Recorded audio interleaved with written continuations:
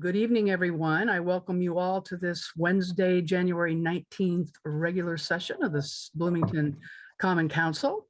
And we will call this meeting to order and begin by having our clerk call the roll. Good evening, Councilmember Rosenbarger. Councilmember Here. Sims. Oh, great. Councilmember Sims. Here. Volin. Here. Recording in progress. Scambaluri. Here. Sandberg. Here. Rallo. Here. Flaherty. Here. Smith. Here. And Piedmont Smith. Here. Thank you. Thank you. And now on to the summation of tonight's agenda. We have 3 minutes to approve: February 17th, 2021, March 17th, 2021. Those are both regular sessions. And then March 24th, 2021, a special session, followed by reports from council members, mayor and city offices, council committees, and the public. The first opportunity for the public to speak on matters not on this evening's agenda, followed by any appointments we may have to boards and commissions, and then legislation for second readings and resolutions. Ordinance 22-01, an ordinance establishing and approving the expanded outdoor dining program in the downtown corridor. Ordinance 22-02, amending Ordinance 21-37, which fixed the salaries of appointed officers, non-union and AFSCME employees for all the departments of the city of Bloomington for 2022, regarding COVID premium pay and creating a new position in the Department of Economic and Sustainable Development. Ordinance 22-03, amending Ordinance 21-36, which fixed the salaries of officers and the police and fire departments for the city of Bloomington for 2022, regarding COVID premium pay and retention pay. And these first 3 items were not heard by a council committee. This will be followed by Resolution 22-02 to establish 4 standing committees and abolish certain other standing committees of the Common Council. And this is a continuation. This was first introduced January 12th at the regular session and was postponed until January 19th for further consideration of the resolution and the related amendments. Legislation for first reading will include Ordinance 22-04 to amend Title II of the Bloomington Municipal Code entitled Administration and Personnel. This regards amending the BMC 2.12 boards, commissions, and councils to make certain commission memberships are easier to fill. This followed by our second opportunity for public comment, again on items not on tonight's agenda. Everyone will have an opportunity to speak to the agenda items when they are presented. And then lastly, we will have a discussion on our council schedule before we adjourn for the evening. So now we can go back to our approval of minutes. Madam President, I move approval of February 17th, March 17th, and March 24th of 2021 minutes. Second. Moved and seconded. Do we need to call the roll for this? All right, Madam Clerk.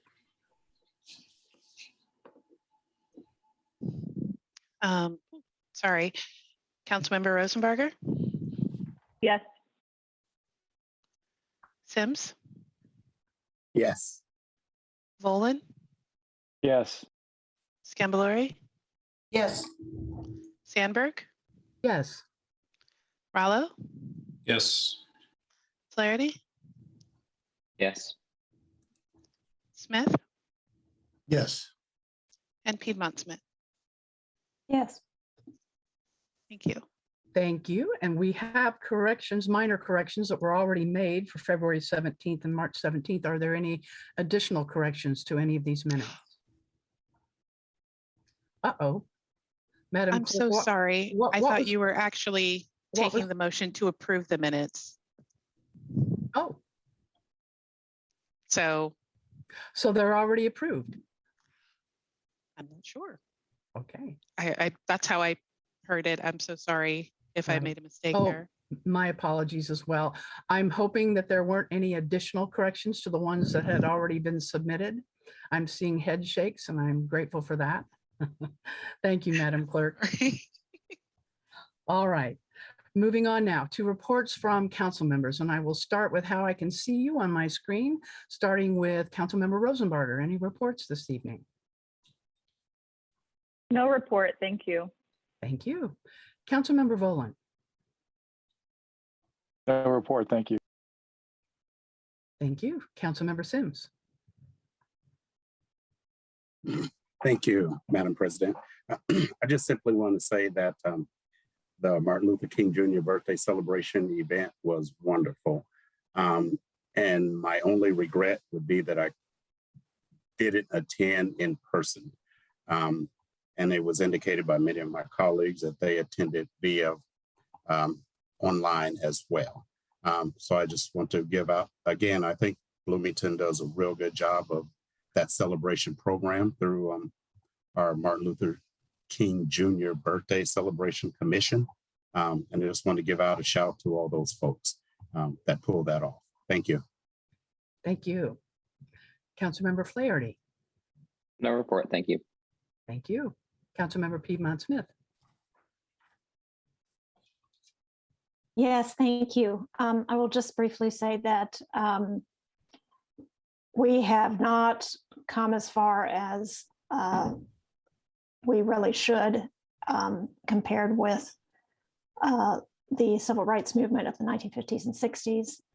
A lot of what Martin Luther King was advocating for remains a problem within the United States, including education and a reckoning with our racist past. The wealth gap between the poorest and the most wealthy in our country, and of course, voting rights, which are under threat as we speak. So let's keep up the good fight on these issues day to day in our lives. Thank you. Thank you. Councilmember Smith. No report, thank you. Thank you. Councilmember Rollo. Two quick items. One is was brought up at a constituent meeting of Council President Sandberg and I had last Saturday, and it was a reflection on the type of developments that are occurring in what were formerly PUDs, and that they seem to be lacking in various ways, particularly the Kmart site, for instance, which had the potential to be so much more than what it's likely to be, which is student housing. And so there was suggestions made that the council should consider taking back PUDs, the PUD process, so that there would be an added level of assurance in terms of public good that could be rendered from these large-scale developments. So that was one thing I wanted to say.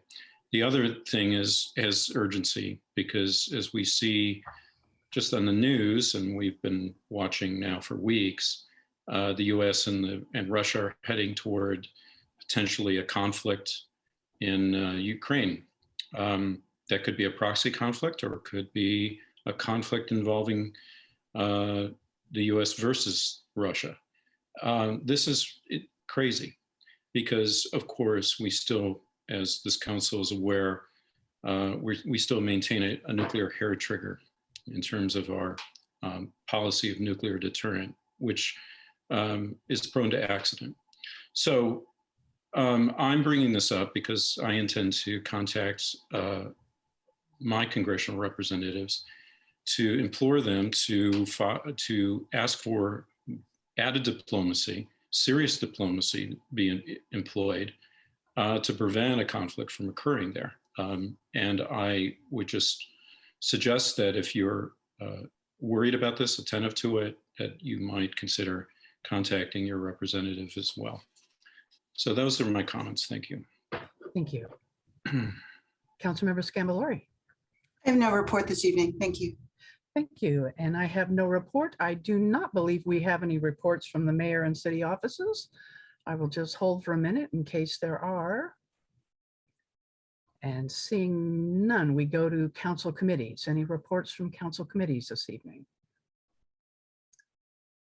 Councilmember Smith. Thank you. I just wanted to report that the Community Development Block Grant process continues on. We submitted our scores, and on Thursday, the committee is going to get together and discuss the aggregate scores with the folks from the city's office and department, and we'll move on from there. So thank you. Thank you very much.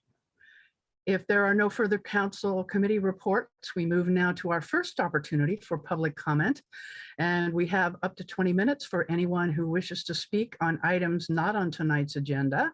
And depending on how many people raise their hands, we might have to limit time, but let's go now to Mr. Lucas to see if we have any comments this evening. Again, reminder that there are plenty of opportunities for the public to speak on items that are on the agenda when they are introduced. And I'll just note for any members of the public interested in commenting, you can indicate your desire to do so by clicking the raise hand button. Hopefully you'll be able to find that under the reactions tab in your control bar. Some folks may need to click the more button to find that. And if you're not able to locate it, please, if you're able to send a message via chat to let us know you'd like to comment that way. And perhaps we could give it just a moment. I don't see any raised hands quite yet. Thank you. And again, we have a second opportunity at the end of our meeting. Now I'm seeing a hand raised. Yes, I see Sarah Mosier, who should now be able to unmute. Thank you, Ms. Mosier, and you will have up to 5 minutes.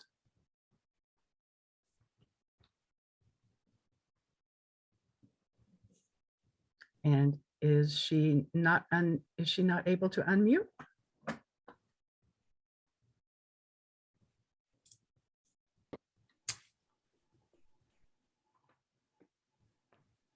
Are we having technical difficulties with our? I'm not sure if there's Zoom issues on her end. She should be able to unmute. I know she had also messaged some interest in commenting on an agenda item later, so perhaps she's. I'm not sure. I'll work with her on seeing if we can sort Maybe that out. she realizes that this is not the time for her comment and she'll try again. I see no other hands raised quite yet, so.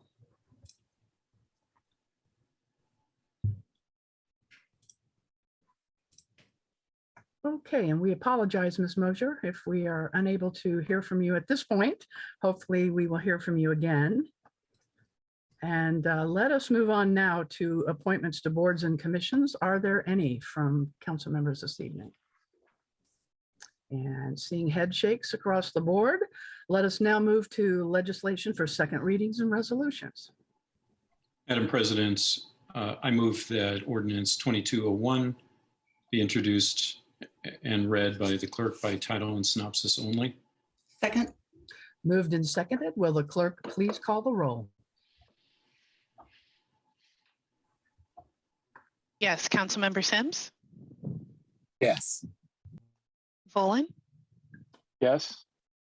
Scambalori, Yes. Sandberg, Yes.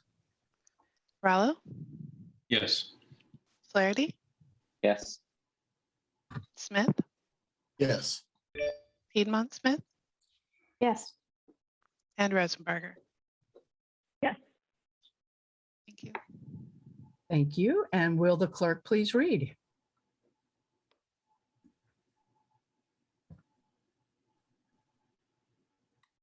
Yes, sorry about that delay.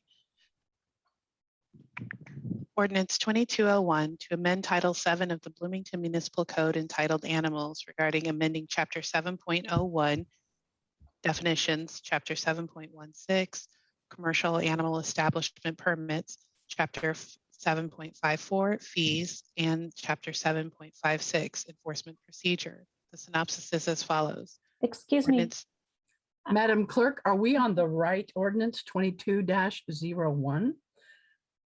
I Outdoor. thought so. Outdoor dining?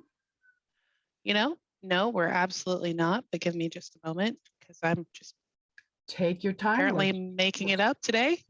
Let's try again. We will. Give me just 1 second. Sure. Thank you.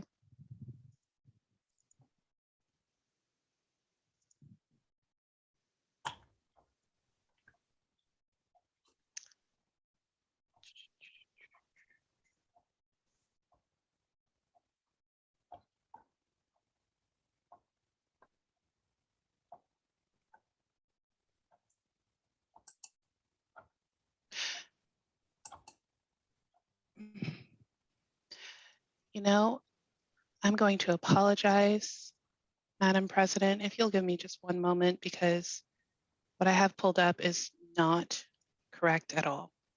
Okay, certainly.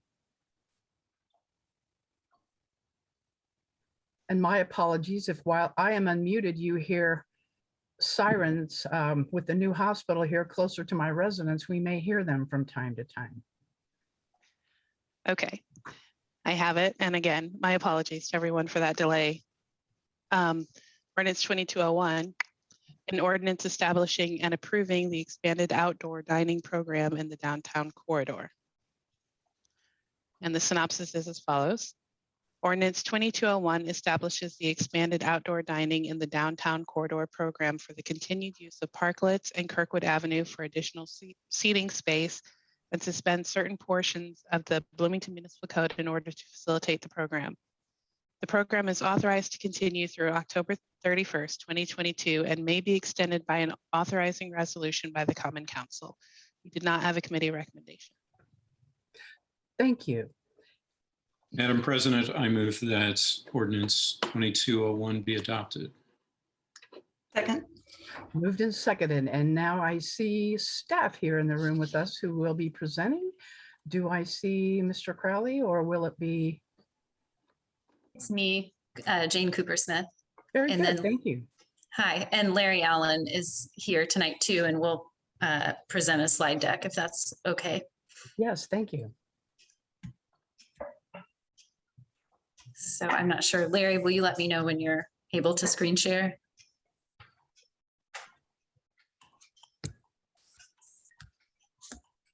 Sorry, now I'm having viewing problems. Okay. All right. Hi, everyone. Yeah, that looks great. Thanks, Larry. Hello, council members and members of the public. I'm Jane Cooper Smith, Assistant Director of Small Business Development in the Department of Economic and Sustainable Development at the City of Bloomington. Thank you for the time tonight to present staff recommendations on 2022 outdoor dining policies through Ordinance 22-01, establishing and approving the expanded outdoor dining program in the downtown corridor. The meeting packet contains quite a bit of detailed information on program recommendations for 2022. I'll summarize information on how the outdoor dining program began, how it has evolved over the past 2 years, and staff recommendations for how to proceed in 2022. Next slide, please. In June 2020, Ordinance 20-11 suspended portions of the municipal code relating to seating encroachment and signage regulations. These changes aim to support businesses who were shut down by the pandemic nearly overnight. These amendments allowed businesses to remain open by giving them expanded operating modes, whether by making space for delivery drivers or extending seating beyond sidewalk space. Minimizing customer presence indoors also helped keep staff relatively safe in spite of the unpredictability of pandemic operations. As we know, hiring and retaining employees has been a significant challenge for service and retail businesses in particular. We had hoped that the conditions that pushed businesses into these modes were temporary, but in September 2020 and again in December 2020, the council extended this ordinance as the business and community need for alternative uses of public space remained. In conjunction with temporary orders from the Board of Public Works, this legislation facilitated the parklet, pickup drop-off, and temporary Kirkwood conversion programs. Next slide. These programs, oh, and this is just a map of the area, which you can look at while I describe it to you. These programs have evolved over the past 2 years.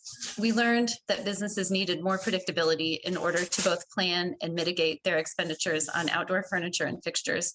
So we converted the programs to seasonal rather than weekly closures. The winter of 2020-2021 allowed parklets to stay open, but we learned from businesses that the lack of parking compromised sales during the holiday months when parklets in Kirkwood spaces were, or the Kirkwood conversion space was underutilized. So we closed them as of November 1st, 2021. We heard, and of course I say we staff make the recommendations and they are adopted by council. So we is very collective here. We heard from businesses that pickup drop-off or PUDO zones were not utilized as intended during 2021. So we do not recommend continuing them into 2022. And we heard from cyclists and microtransit users that it was challenging to bike or scooter on Kirkwood, given transitions between closed and open blocks and the lack of bike lane during the closed blocks. So we have incorporated a clear fire lane in the center block for 2022, which will also make access easier for these pedestrians and cyclists. These adjustments illustrate that through observation and outreach, the city has continued to try to address ongoing community needs. Through ESD and Public Works, the city is in regular dialogue with businesses and other users of the space. Next slide. The primary objective of the outdoor dining program is to support businesses through additional modes of operating and providing more consistent policies during COVID restrictions. A secondary objective for 2022 is to offset the significant costs incurred by the city to implement and maintain these programs. Some total program parking math reveals, for example, that 155 unused meters for 210 days at a 95% use rate results in almost $402,000 in unrealized revenue. The street division incurred a $350 cost per closure in labor, fuel, and equipment, which resulted in another $3,100 expended during 2021. Additionally, staff installed and maintained 94 orange jersey barriers for the parklet program. Next slide, please. So staff proposes several changes to the 2022 outdoor dining program. We recommend that pickup drop-off zones be discontinued, that the sale of alcohol be allowed on Kirkwood and in parklets until midnight, that the engineering department review and approve site plans, that applications for outdoor dining programs be processed for the entire season at once, that businesses be responsible for topping off the orange jersey barriers for parklets throughout the season, that the temporary conversion of Kirkwood cover the same footprint as 2021 with the addition of a fire lane in the middle. And finally, we recommend that businesses pay a license fee and a participation fee. Next slide. For businesses with a capacity of under 20, so our smaller businesses on Kirkwood, the cost would be $500 for utilization of the extended outdoor dining space or outdoor space on Kirkwood during the 2022 season. For businesses with a capacity between 20 and 100, the cost would be $1,250. For businesses with a capacity of 100 and above, the cost would be $3,500 to utilize the extended outdoor space. Next slide. Oh, this is just a picture. I thought this picture was interesting because it shows you kind of the sidewalk space versus what some of this restaurant was able to use during the closure. And so normally a portion of the sidewalk space would be what is allowed during normal use of the sidewalk. So in 2021, Downtown Bloomington Inc., or DBI, conducted a survey of Kirkwood businesses to help staff understand the impacts of the Kirkwood conversion. 30 businesses were reached. Of those businesses, 15 were in full support of the seasonal closure, 9 gave qualified support, and 5 were wholly opposed. So just to state that again, 15 were in full support, 9 gave qualified support, and 5 were wholly opposed.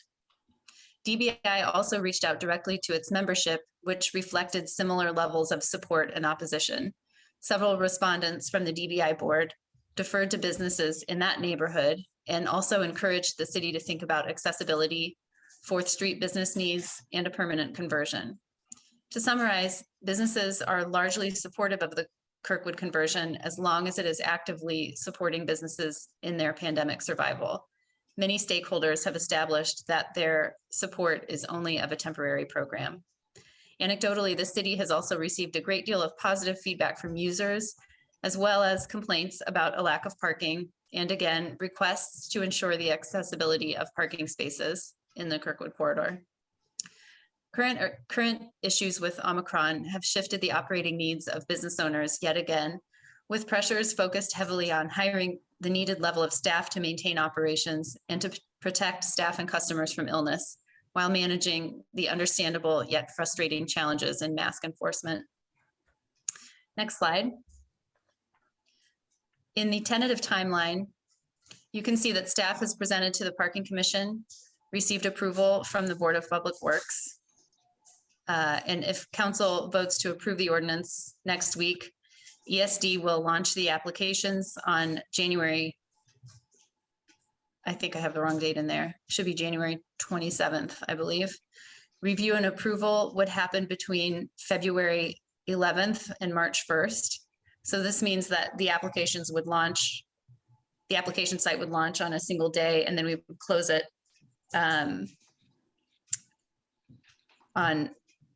February 10th. So the review would be between February 11th and March 1st. And then the program would launch March 16th, weather permitting, and close on November 1st. Next slide, if there is one. So in conclusion, continuing the outdoor dining programs allows businesses to retain flexibility during what continues to be an uncertain time. City staff recommends the continuation of our outdoor dining programs as described in the council packet. ESD and Public Works staff will continue to communicate and work with businesses to make these programs the most beneficial that they can be during these challenging times.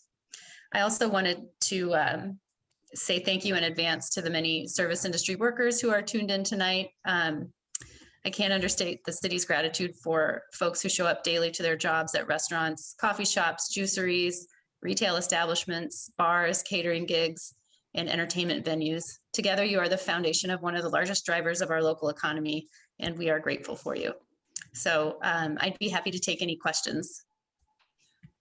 Thank you. Will Mr. Allen want to make any comment at this time or just be available for questions? Happy to answer any questions that council may have. All right, very good. Let us go to council questions then. Do we have any from council members? Councilmember Rollo. Thank you, Madam President. Ms. Cooper-Smith, when you referenced the $400,000 plus that was lost in terms of revenue, you were referring to, of course, the parklets that displaced what would be a paying patron of the parking space would be occupied by a car. But did this analysis take into account people who would park on the periphery? In other words, it would just be offset. Other areas that were maybe formerly less used in terms of parking would be more, have a greater occurrence of parking, paying parking. Is that part of the analysis, or is it just simply these meters are out of commission and therefore we lost $400,000? Yeah, it's pretty basic, but I felt like it still served as a useful reference point. So the number is just simply the total program parking spaces. So that, and I can tell you what that's 49 for pickup drop-off zones, 35 parklet spaces, and 55 on Kirkwood. And then that's calculated at a 95% occupancy rate, which I think really is calculated more for the Kirkwood blocks. I think that rate applies to them. I'm sure Councilmember Boland could tell us exactly. Yeah, so it's not an exact number. And also it's, it's theoretical that the revenue would be there. Something could happen that would not allow that to be, received. But again, I still think it's useful just as a number to orient us to what the potential loss could have been. Sure, it gives us some context. So yeah. I have another question, Madam President, but I can wait. Let's go ahead. And Councilmember Boland, did you want to add to that, or do you have a question? Both. Thanks for asking. And Ms. Coopersmith, you read my mind. So I pulled up some parking data, and I can give you. I mean, there's actually a draft version of the 2017 report. So back in the times when things were normal. One question I have is, how did you get the figure of 155 meters? Because the total meters on North College, 100 block of North College, 100 block of North Walnut, the 100, 400, and 500 blocks of East Kirkwood add up to only 113 meters. So what else is being closed to get 155 meters unused? Yeah, that's a great question. So I'll go through my list again. So I have 55 on Kirkwood. Does that seem appropriate to you? It says that it was 31 and then 100 East Kirkwood was added. Yeah, I've got 53 for those 3 blocks, but that's Okay. close enough. I mean, that may have been several years old. Yeah, and then 35 parklet spaces, which seems about in line with the number of parklets, if you did 1 or 2 per parklet. And then this says 49 spots for pickup drop-off zones. And those were spread, cast more broadly. And those are spots those 49 spots were metered spots? I guess some of them could have been loading zones already, but I would be, parking services staff likes to be precise. So I'm happy to follow up with them on that.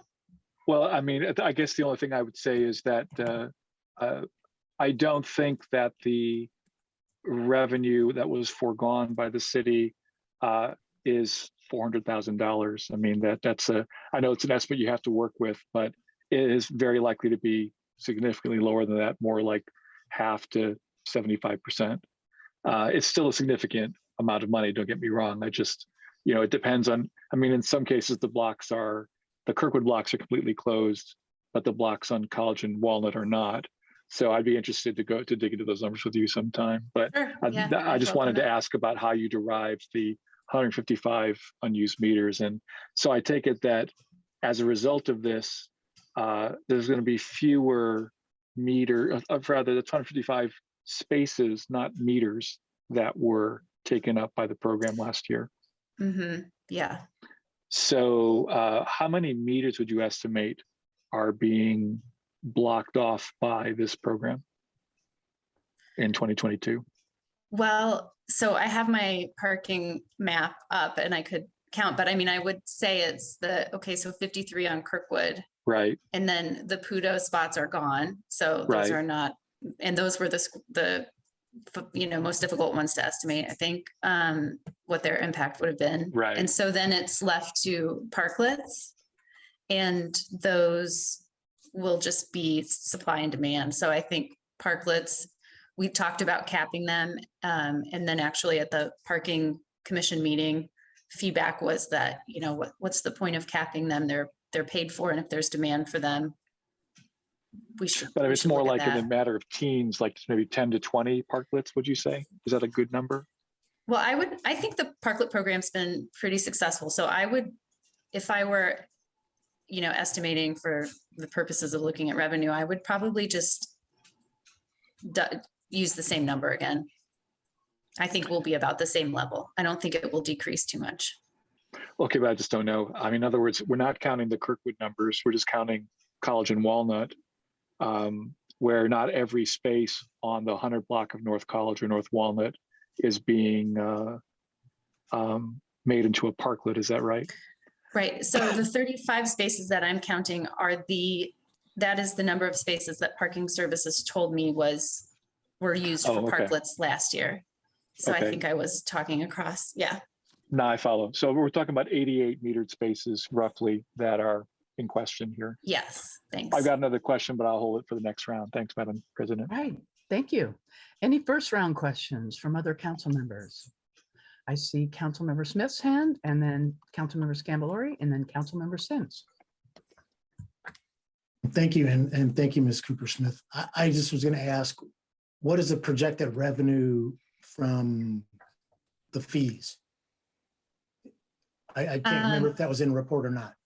No, I didn't include it in the report. So I should have included that, especially for the Kirkwood, because I think that number is more knowable. And I think, as I said to Councilmember Volin, with the parklets, it is, you know, on an as needed or as participating business or basis. So, yeah, I think we have, you know, 3 restaurants on Kirkwood that are above 100 capacity. So that's, you know, 10,500. 1250 is for that mid-range. And we have, I believe at least 2 of those. So that's another 2,500. And then with the smaller businesses, you know, it's just whether they elect to participate. I don't feel like I can even guess at that, but we lowered that barrier of cost for the smaller businesses because we do want to encourage participation. And we felt like that number, you know, starts to address kind of what the city puts in, the cost that the city needs to offset without overly burdening the businesses. And I'm sure there are business owners here tonight who will speak about that. Okay, thank you. Yeah. Thank you. And Councilmember Scambalori. Yes, thank you. Thank you for the presentation. Maybe we could put this a little more simply because I'm interested in the fees as well. Do you have a sense if we applied the fees for this, the fees in this ordinance to last year's participants, how much would we have raised? Do you have a sense of that? I mean, I think it's pretty close to what I just said, which would be the 1050. I would have to, plus 2,500 gets at 1,300 plus, say, factor another 2 smaller businesses in, that gets 14,000 for Kirkwood. And then the parklets, if we had 36 spaces, but, and we know those were metered at 1,250 each, is 45,000. So 45,000 plus 14,000. I just did that wrong because I'm trying to add in my head at a city council meeting. So 59,000. Which actually makes you very brave because I couldn't do that. So, oh Lord. But, so I guess my ultimate point is if it's debatable whether or not we're actually foregoing $400,000 in parking revenue. But it sounds like even so, the fees might assist us in recouping part of the cost, but it doesn't sound like it's anywhere near what the city would be foregoing. Is that accurate? Well, I think, you know, it depends on how we look at the parking revenue. And I included that number, 402,000, not because I felt like we were losing exactly that amount of money, but because I think we need to talk about it and see what it looks like when 155 spots are taken out of circulation, which I understand now my number may have been off a little bit and that we should have used a different occupancy rate. But it would still be a pretty sizable number. And I think Councilmember Volin said something like half of that he may feel more comfortable with. So yeah, it doesn't totally offset the parking revenue. I think the program aims to hit a sweet spot where it's offsetting some expenses.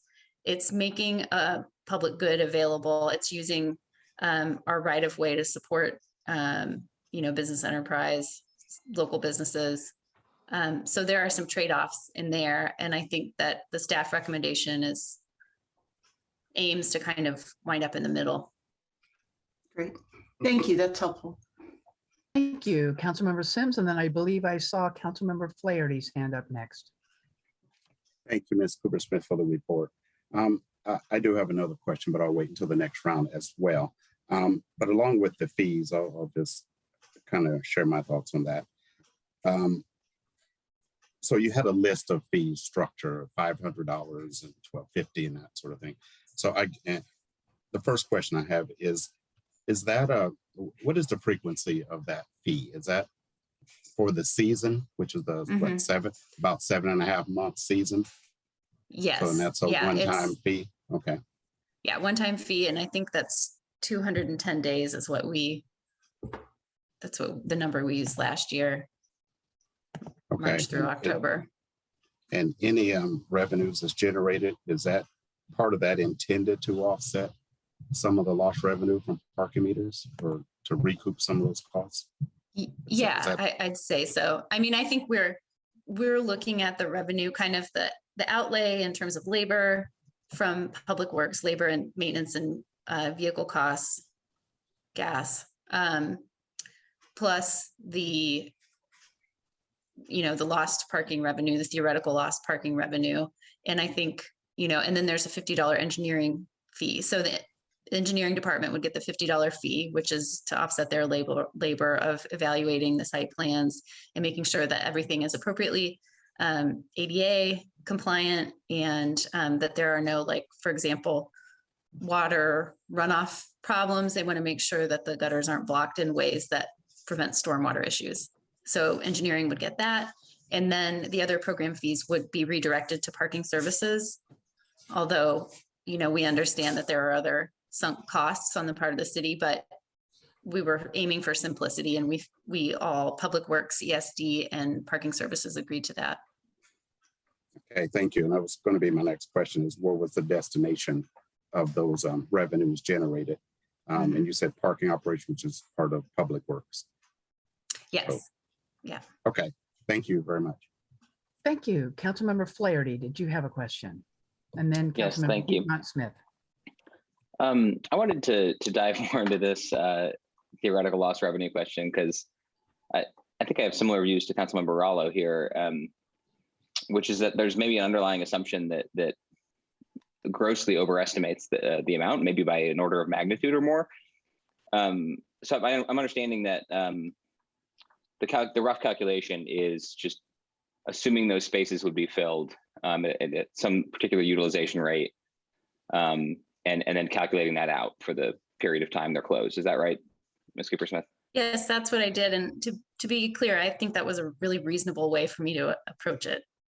Oh, sure. I mean, I'm feeling a little pushback from the council, and yeah, there was no attempt at like overstating the revenue. Oh no, that's what I felt like was a good number. Yeah, no, I think it's a complicated question, and please don't take my questions as criticism of the approach. I think it's or as criticism of you, I guess. I think it's important to think through, though, what happens when someone comes to park and that spot isn't, like, we know from our parking utilization data that 90+% of our metered spaces are underutilized in the city. So it's not like there isn't parking. It's just slightly further away from where they may have been headed. So would you agree, I guess, that if, let's say, in 7 cases out of 10, whoever was coming to park there, instead of turning around and going home, they went and found a different parking space instead, wouldn't that reduce the estimated lost parking revenue, theoretical lost parking revenue, by like 70%? Was it would, I suppose, calculating the whole lost revenue assumes that that individual doesn't remain in the downtown corridor and that they elect to go shop somewhere else, shop or dine somewhere else. Okay. But okay, I mean, again, I'd be happy to try to work on a more nuanced model with parking services who, they, like I said, they like to be nuanced and precise. But this was what I came armed with today. So actually, Jay, if you don't mind, if I could add a little bit. So this is one of the things we actually went back and forth with early on with parking services as well, just to provide some context. We asked about the relative use of each meter, because even within a block and along Kirkwood, some of these meters, you might have a 95% occupancy rate, whereas maybe in the center of the block, or as you get towards some of the smaller businesses, there would be less of one. What they communicated to us is it's extraordinarily difficult for them to look. All of our numbers were basically pre-pandemic, so they had a real difficult time looking from the year 2020 and the year 2021 at the lost revenue per meter. And we had kind of pushed back and gone back and forth if there was a way to get more of that nuanced talk, especially about the displaced parking. Councilmember Flaherty, what you're talking about was how do we look at did the volume in other blocks go up? And that was something that they did have some difficulty. Of course, as Jane's mentioning, we're happy to go back to them and maybe have that bigger discussion, but that was part of the discussion that we did have. So some of that lost parking revenue for sure is based on the 2019 numbers.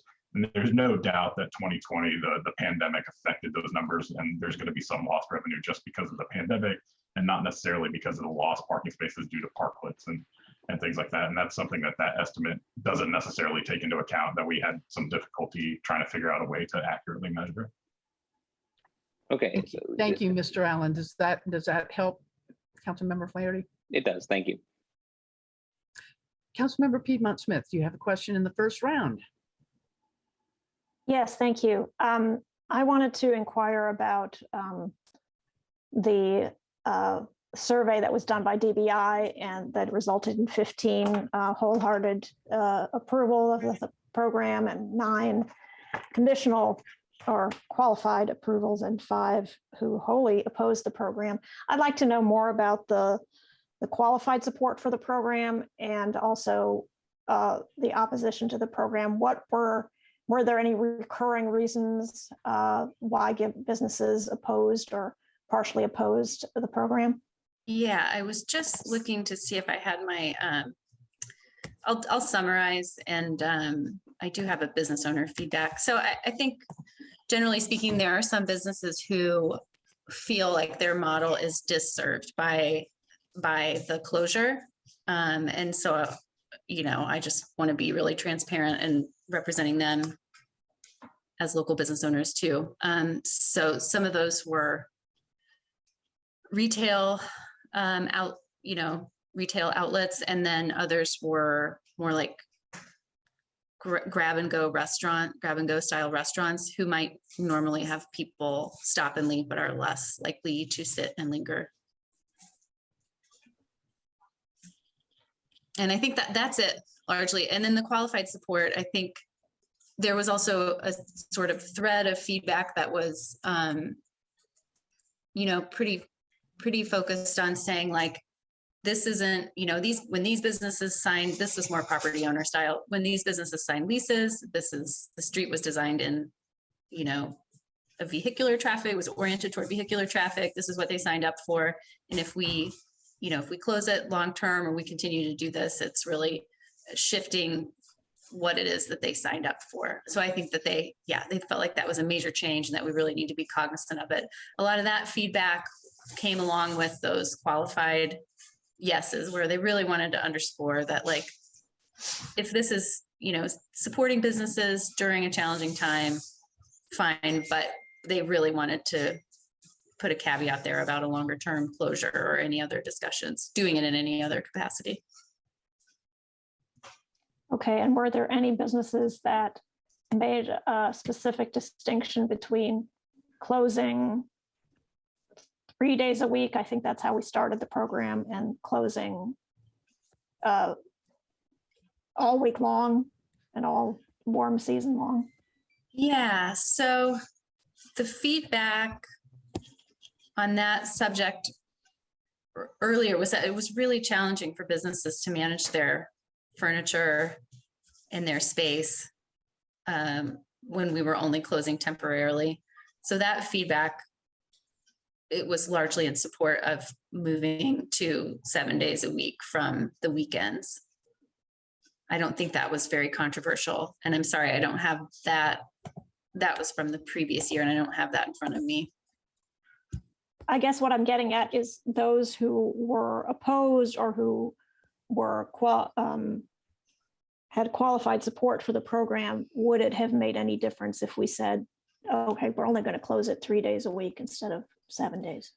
Yeah, I mean, I think those businesses would have an easier time with that. Although, the retail cycle for food and shopping, it's really, it's so much heavier on the weekends that I don't want to speak for them. I'm hoping that some of those people are here tonight and may be able to share that feedback too, but there's so much more shopping traffic Thursday, Friday, Saturday. They might benefit a little more if it were a temporary weekly closure, but yeah, I don't think it would make such an enormous difference. Okay. Madam Chair, may I ask one other follow-up question, or should I wait? Certainly. Was there any, were the was there any preponderance of location, what block the businesses that were opposed were located on? So we're talking about 2.5 blocks. Can you say, you know, most of them were down towards Sample Gates or in any certain geographic area? Yeah, I would feel comfortable saying that the opposition was more in the, I believe it's the 500 block and the 400 block. So the block closest and second closest to Sample Gates just had the widest divergence of opinions. Okay. And in the Thanks. case of the first block, the fewest businesses too, right? I mean, we're really talking about 3 businesses there. All right, thank you. Yeah. Thank you. Any first round questions before we move to the second round? And I don't see any hands up, so I see Councilmember Rollo, followed by Councilmember Volan. Ms. Cooper Smith, to pick up on Councilmember Piedmont Smith's question, speaking of the 5 that were adamantly opposed to this program, did they offer any data relevant to lost revenue that they felt that they were incurring because of the program? You know, it's been, sorry, I'm just looking. So I guess what I'm trying to get to is, you know, there's an anecdotal sense that I'm getting less business, but we're in the midst of a pandemic as well. So that's going to cut down perhaps. And then the accessibility of your business to parking might have an effect, but is there anything that, you know, people brought in terms of, you know, estimates? Yeah, I don't have sales data like for a percentage decrease in revenue that this would have had. And then, you know, accessibility comes up again for one particular business that says our patrons are tend to be older, longtime users of the restaurant, and they don't have the capacity to outdoor dining beyond what they already have on the sidewalk. So I'm not sure what that sentence means, but would prefer a half block closure, was glad to hear about ADA spaces being advocated or being added. So, you know, it's really, there's really just a really wide variety of anecdotal information. Businesses feel pretty strongly about their positions. They've managed to, I think to their credit, continue having live and really respectful conversations about this throughout the year, in spite of differences of opinion. But yeah, I think, I don't know where to lead this. I think it would be interesting. I'd be happy to try to get some more concrete numbers from businesses, but. Well, maybe, you know, we'll probably have some representatives from those businesses speak later. Yeah. But in any case, I just wondered if we had any sort of objective kind of numbers to, or maybe not objective, but in any case, something that would provide us, you know, I mean, clearly there are some businesses that could be harmed from this, and there are others that are benefiting from it. So I'm trying to grapple with that numerically. So thank you. Thank you. Councilmember Rowland, you're next for the second round.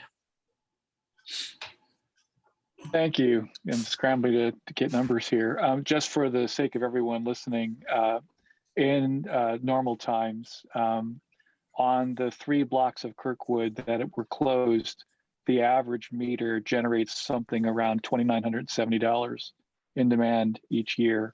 If you count all of East Kirkwood, it's more like $2,770. But either way, let's just call it an even $3,000. Demand is roughly equal through the year. It peaks in December, which it may not be intuitive, but the most of the rest of the year, the demand is pretty much evenly spread. So I would say that it's safe to say that the demand on Kirkwood, where the meters are taken out of use because of stanchions, is about $1,700, $1,750 over 7 months per meter. So to that end, and I know that the 500 block of East Kirkwood is a question here. Why not leave one lane open on a block like that? Why not use Jersey barriers to block off one lane rather than use stanchions to block off the whole street? That would leave, I mean, I don't think that the restaurants on the north side of 500 block of East Kirkwood use the program that allows them to go into the street. But if we would allow traffic to car traffic to crawl through at 10 miles an hour, it would alleviate a lot of the concerns. What does staff think of this idea?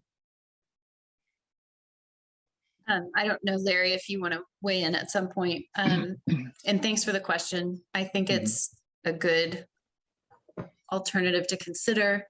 I spoke with the Director of Public Works tonight, and he felt pretty strongly that using the bollards that we invested in and either closing the block totally or leaving the block open were better options, logistically speaking. So I want to represent his perspective. And then I don't know, I mean, I could shoot from the hip, but I don't know that that's the right thing to do in this setting. So I think I'll just leave his feedback there, I guess.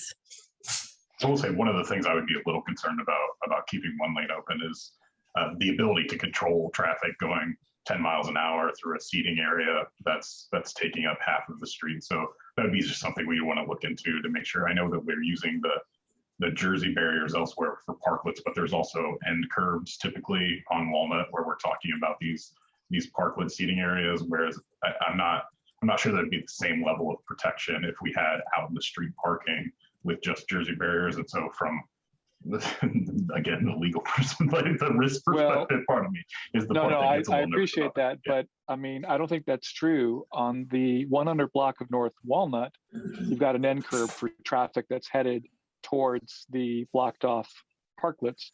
But on 100 North College, you've got traffic heading south. And I mean, in both cases, like you've got parking spaces that are not protected by end caps. If there's any parking, like if there's any spots that are not being used by a park, let's say on the west side to 100 North College, you've got traffic going faster than you would see on Kirkwood, going past on 3 lanes on a one-way street going south. So, you know, I question, I mean, I know there may be from a light, they're coming up to speed. But I mean, when the lights are green, you've got traffic going by at 30 miles an hour right next to a parklet. So I find it hard to accept that somehow the conditions on Kirkwood are dramatically different than they are in College and Walnut. Mr. Allen? And, yeah, certainly, Councilmember Rowland. The thing I'm referencing, there are also large planters actually on both parts of those streets in the direction before that parking on the edge of the street. Again, this is something we're just spitballing. So I don't want to say this is my formal opinion in terms of just a gut reaction to leaving one lane open. That's something that we'd want to take a very close look at as whether that's feasible and whether it's safe for the patrons. So right, I'm just saying that's all I'm saying about it. Yeah, and all I'm saying is that we could duplicate the effect of a planter with multiple Jersey barriers. In other words, not just the barrier that's blocking off the parklets or what have you, but also barriers that would simulate the end cap that you described, or the planter. That would be something we'd have to check with engineering about. Sorry. If I could just interject here, I do see a hand up from Adam, and I'm assuming, maybe that's dangerous, that this is Adam Wason. Our meeting host, can you verify that? Is that a comment from Public Works? Council President Sandberg, it is Adam Wason. I'd be happy to jump in here. I don't have video access right. Yeah, I don't have video access right now, and I hope my connection's pretty good. I just left a Cub Scout meeting, so I'm just jumping in, and I know Councilmember Volan and I spoke earlier or emailed earlier about this exact topic. I do have some concerns. You know, there are things we can discuss here, but you know, we would be using up probably 30 or 40 of the Jersey barriers, of which we have about 100. I'd have to get a current inventory. Some of them have been damaged from different events and things, but you know, it would just take up a large percentage of the Jersey barriers that we have. And I know there's a lot of interest in the parklet program. That's pretty much my #1 concern. You know, as Ms. Cooper Smith mentioned earlier, you know, we did make significant investments with the bollard system. And so that is the preferred way to try to close these streets. I understand there's concern from all the business owners that there's some differing opinions there, but my preference would be either to use the bollards or to leave the block open. If I may follow up, Madam President. Yes, if you could, and then any other second round questions from council, be sure to raise your hands. Thank you, Mr. Bowen, but you may go ahead. Yeah, thank you. Ms. Rayson, thanks for joining us. I'm glad you're here. As you noted, we discussed this over email.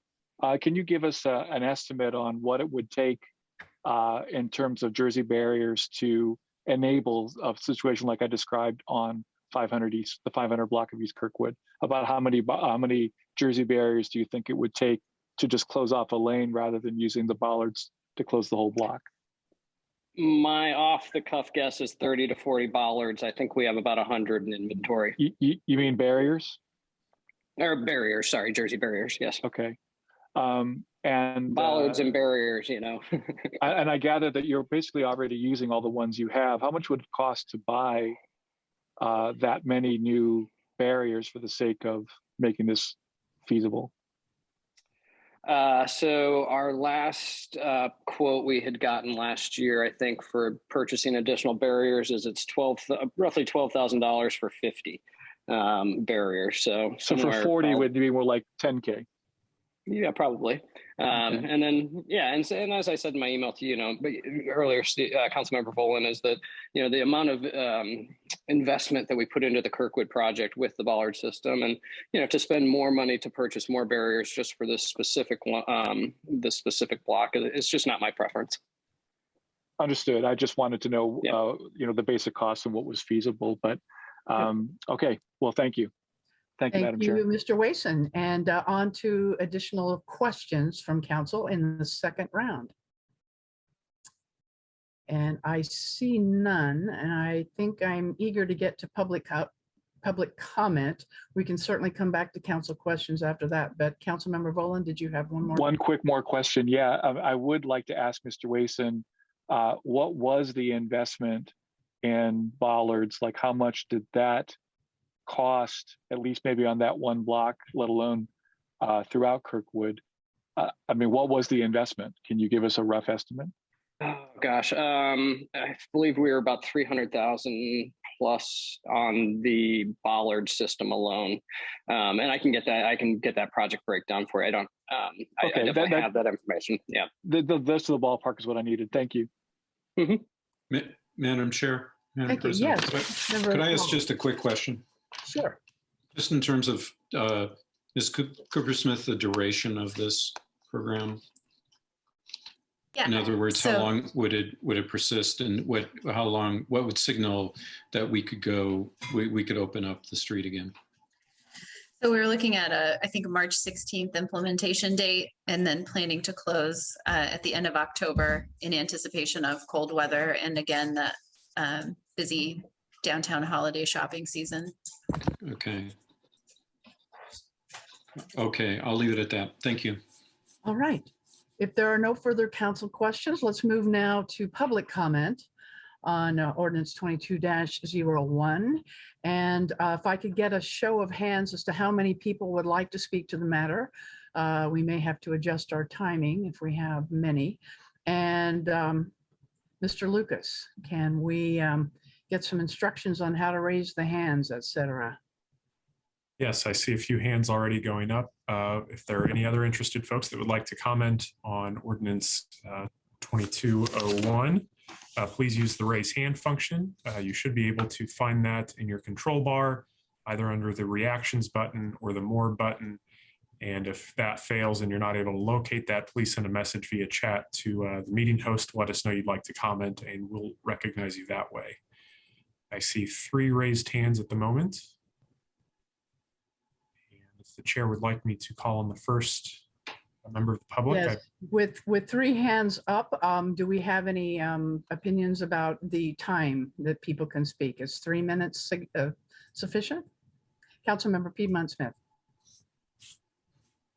Oh, I was raising my 5 fingers to indicate 5 minutes. 5 minutes. All That's right. my suggestion. Okay, let's allow 5 minutes for public comment on this matter. And go ahead, Mr. Lucas. First up is Mike Carmen. Welcome, Mr. Carmen. You may unmute and you have up to 5 minutes. Okay, I think I'm unmuted now. Okay. You are. Good evening.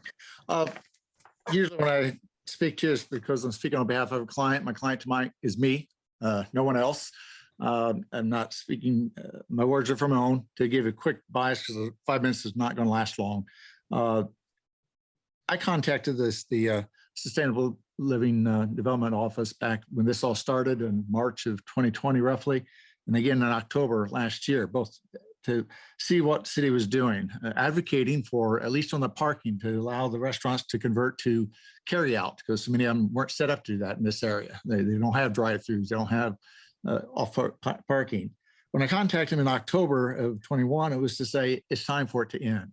This city subsidy of a hand-picked, very few number of businesses is no longer appropriate. And now I'm seeing this ordinance coming out that wants to perpetuate it now. And again, the year following, probably the year following, and in a few years, this is going to be a permanent pedestrian boulevard leading from Kirkwood to Indiana Avenue. And I'll be honest, I oppose that too. But you know, the problem I have with this ordinance, despite I have family connections to a restaurant downtown. I have clients who are landlords of buildings downtown that have restaurant tenants and certainly want those tenants to prosper. So I do have a lot of connections that would promote doing something, but I have a great deal of trouble with this. When you read an ordinance, I take a close look at the recitals, the whereas clauses, because I see in there facts and policy statements that support, arguably support what the ordinance is trying to do. So what I see in this one, I see in the third recital statement about to make it available for enhanced social distancing. That would suggest to me that you believe the social distancing going on now on the interior seating of these restaurants. Walk through them, there isn't. I don't have walked through every one of them, but I've walked through enough. I'm telling you, there's zero social distance going on. So to advocate street seating to enhance social distancing is a fallacy. There's nothing in this ordinance that ties this. You can do street seating if you in fact close off certain booths or tables on the interior seating to improve social distancing, and we'll help you with that by giving you street seating. No, this is in addition to, this is not in placement of or in lieu of. The parking meter issue and the discussion about parking revenue is interesting. I was glad to hear that because I believe two of these council members just a year and a half or 2 years ago were strongly advocating for increasing parking fees downtown, talking about peak parking, talking about raising parking revenue, the need to do that. And in time, since the time that was stated, we've lost all parking on 7th Street. We're losing this projected revenue of $400,000 perhaps, maybe it's practically less than that. But just on the heels of some of the council members advocating for increasing parking fees downtown to raise revenue, we're giving it away. And why? I see a recital that refers to to assist the Bloomington business community. Thank you. Any assistance to the Bloomington business community is generally appreciated. I certainly would advocate for that, but this isn't assistance to Bloomington business community. This is assistance to a handful only of bars and restaurants downtown or near downtown. I know of no other business downtown or any place else in the corporate limits that gets to expand its rental space, its leasehold space freely into city property. No other business is subsidized by this city to say, make use of our property, expand your capacity, and we'll just hand it to you. Now, these program fees don't begin to recover the cost of personnel, equipment, and expense the city has to administer this program. The concern over the lost parking revenue, if my client is a contractor who's looking to close the sidewalk or close a right-of-way while during period of construction needed for construction activity, for safety, to keep traffic away from the construction site, the fee for that to get Public Works approval includes payment of 100% of lost parking revenue for every meter that's affected by that closure. Why is that any different than this? Why is the restaurant who's closing meters to be able to, you're closing it for them so they can do their seating, not paying the revenue. The fee structure makes no sense to me, honestly. And even Tate talked about that. I'm going to be out of time in 20 seconds, but the fee structure makes no sense. Why are you pricing the fees on the interior seating capacity as opposed to the actual usage? You have 100 indoor seats, but you use two seats outside, and the fee's the same if you use 50 seats outside. That doesn't jive. And there's a lot of other problems. Wrong ordinance references. Do not pass this. I ask you, do not pass it for the benefit of the business community generally. This is unfair. Thank you, Mr. Carbon. You're at your time. And next we have. Next up is Talisha Kopic. Thank you, Ms. Kopic. You may have up to 5 minutes. Okay, hi, my name is Talisha Kopic, and with Downtown Bloomington, Inc. and DBI helped facilitate a lot of the conversation over the last couple of years on the outdoor dining. Really just want to say thank you to Mayor Hamilton, the city staff, the ESD, Public Works, the council. There's been so much time and effort put into this, and we super appreciate it. The businesses and the customers that have participated.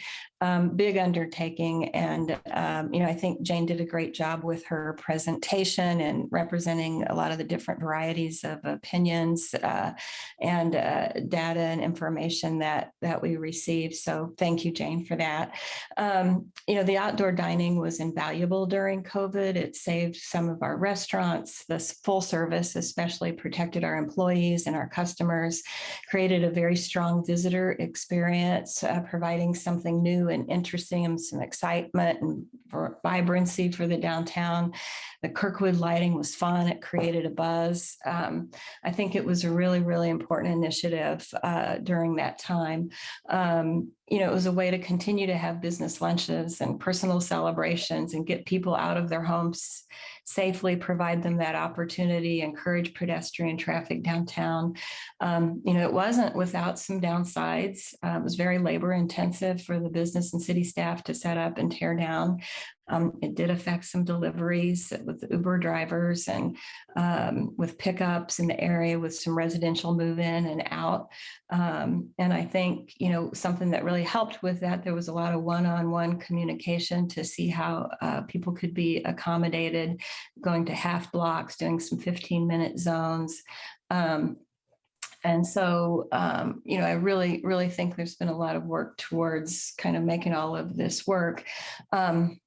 Tragically, COVID is not over, and we need to continue to provide ways to support our community and downtown safely as possible. We feel the ordinance is a compromise with many, many different issues. We support the parklets, we support the seasonality and not a full year. We support the consistent days and the hours. So that we can share with employees and customers and visitors, support the application process, making it a little more formal. The fee structure is a little bit high, from the business perspective, but certainly understand it from the lost revenue side. Heard many comments about the need to make all of this look better, keep things clean, maintained, programming it to make it active if the street is closed. And so we certainly appreciate you hearing this ordinance early in the year, so it gives advance notice to be able to prepare to do some of that activation. I'll just say there were some mixed voices, and that we'll still anticipate there'll be some issues to work with one-on-one. And so we appreciate that attention. The 4th of July committee wanted me to mention, for example, that, Kirkwood is used as the route for the parade. So I don't know if there's any opportunity for special application for exceptions, or, maybe that group, we need to look for a different route. But, it does affect people, but I think overall for the downtown vibrancies, it's something very exciting. It gives a hook to come downtown. It's one more reason. I think the group's still looking at this as very temporary and COVID related. And so I think that's an important thing, but this is for 2022. And so that's kind of what we've heard,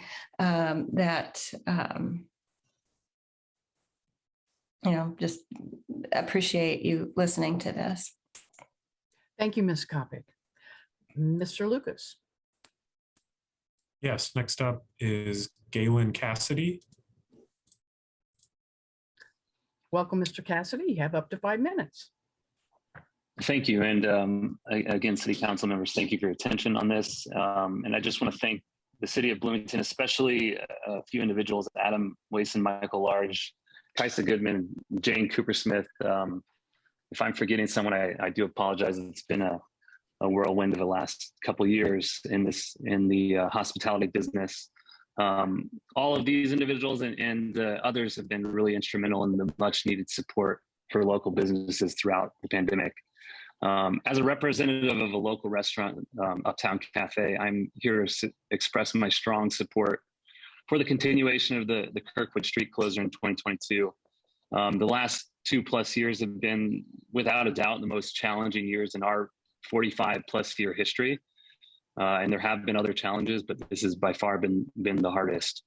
We've gone through a number of phases of low revenue, extremely poor staffing challenges, and also the burden of acting as an arm of the health department in enforcing COVID precautions with out-of-town guests that can be volatile at times. So, we're all very tired. But the light that came out of all of this was the outdoor dining on Kirkwood. There is no doubt in my mind that we would not be in this position, and we would be in probably in a position of closing, our longtime restaurant had we not had that outdoor dining experience. The expanded outdoor dining provided a safe, effective way to allow us to serve our guests, which was obviously extremely beneficial as we began to recover from the lack of revenue, especially in the 2020 year. The National Restaurant Association just released some figures that stated over 58% of restaurants lost more than half their revenue in December 2021, just last month during the Omicron surge. So as Talisha mentioned, we are by far not out of this at all. And the continuation of this outdoor dining plan is much needed. I don't think I have to mention that restaurants are obviously a critical part of any community. And we're still at risk of losing several restaurants because of the financial repercussions of COVID. The downtown community, the city of Bloomington, I think is a direct benefit to restaurants, adding vibrancy. And I think the outdoor dining that provided a great alternative to people that were still not comfortable going inside. And we are still fielding calls every day, multiple times a day, with people that do not feel comfortable. We have continued to be creative as much as we can. We have one outdoor table right now in the form of an igloo that's heated, but obviously this does not even help to provide the financial loss that we experience over cold winter months. So the summertime when the weather is nice is very critical for us, and especially as things start to slow down with students leaving. Again, as we try to recover from this pandemic and continue to recover, this outdoor seating is extremely critical for restaurants. I don't want to be unfair and biased, and I definitely want to hear out other businesses such as retail, but I can tell you for the restaurants, this is extremely critical and beneficial for the staff, the businesses and the guests. I would like to comment that I believe the fee schedule is very fair based on the assistance the city has already provided and how flexible they've been. So I am more than happy, and I believe other businesses are more than happy to pay that fee, but I don't want to speak for others. Obviously, the feedback we received from our guests directly was overwhelmingly positive. It was an incredibly popular area to sit, primarily because of the safety aspect. I mean, the amount of times I heard directly from guests that this was their first time dining out last year when we had that safe option was it was all over the place. So, I mean, overall, again, the staff, the businesses, the guests, I think have benefited greatly from the expanded outdoor dining on Kirkwood. And I am in strong favor of this continuing. Thank you for the time. Thank you, Mr. Cassidy. Up next, do we have additional public comment? Mr. Lucas, do we have more raised hands? Or See messages in chat? I see no more raised hands. We did have one comment that came in through chat. This is from Sam Dove, who says dining rooms need to open for the people to sit down to eat. When COVID hits, food servers need to have COVID shots to return to work, and also healthcare workers and the dining room need to be closed for a few weeks if there are high COVID cases. Thank you. Thank you, Mr. Dove, for that comment. And I see no additional comments at the moment. We'll wait just a few more seconds if anyone wishes to speak on Ordinance 2201. And seeing no hands raised, shall we move on to council questions? We can entertain more questions if any have been generated or comments. What's your pleasure? I see Mr. Rowland's hand up first. Is that, may I? Yeah, so you ask? have a question? Thank you, I do. Ms. Cooper-Smith, how many restaurants are taking advantage of the program on 400 East Kirkwood, the 400 block of East Kirkwood? So They're in that paying block, for the program. no one's paying for it currently, obviously. Of course. Yeah. But currently, I believe it's Nick's, Village Deli, and then Cafe Pizzeria had been participating with the Village Deli. And Larry or anyone else can correct me. I'm sorry. I should know that offhand. It's okay. I mean, that gives me a sense of it. But I mean, the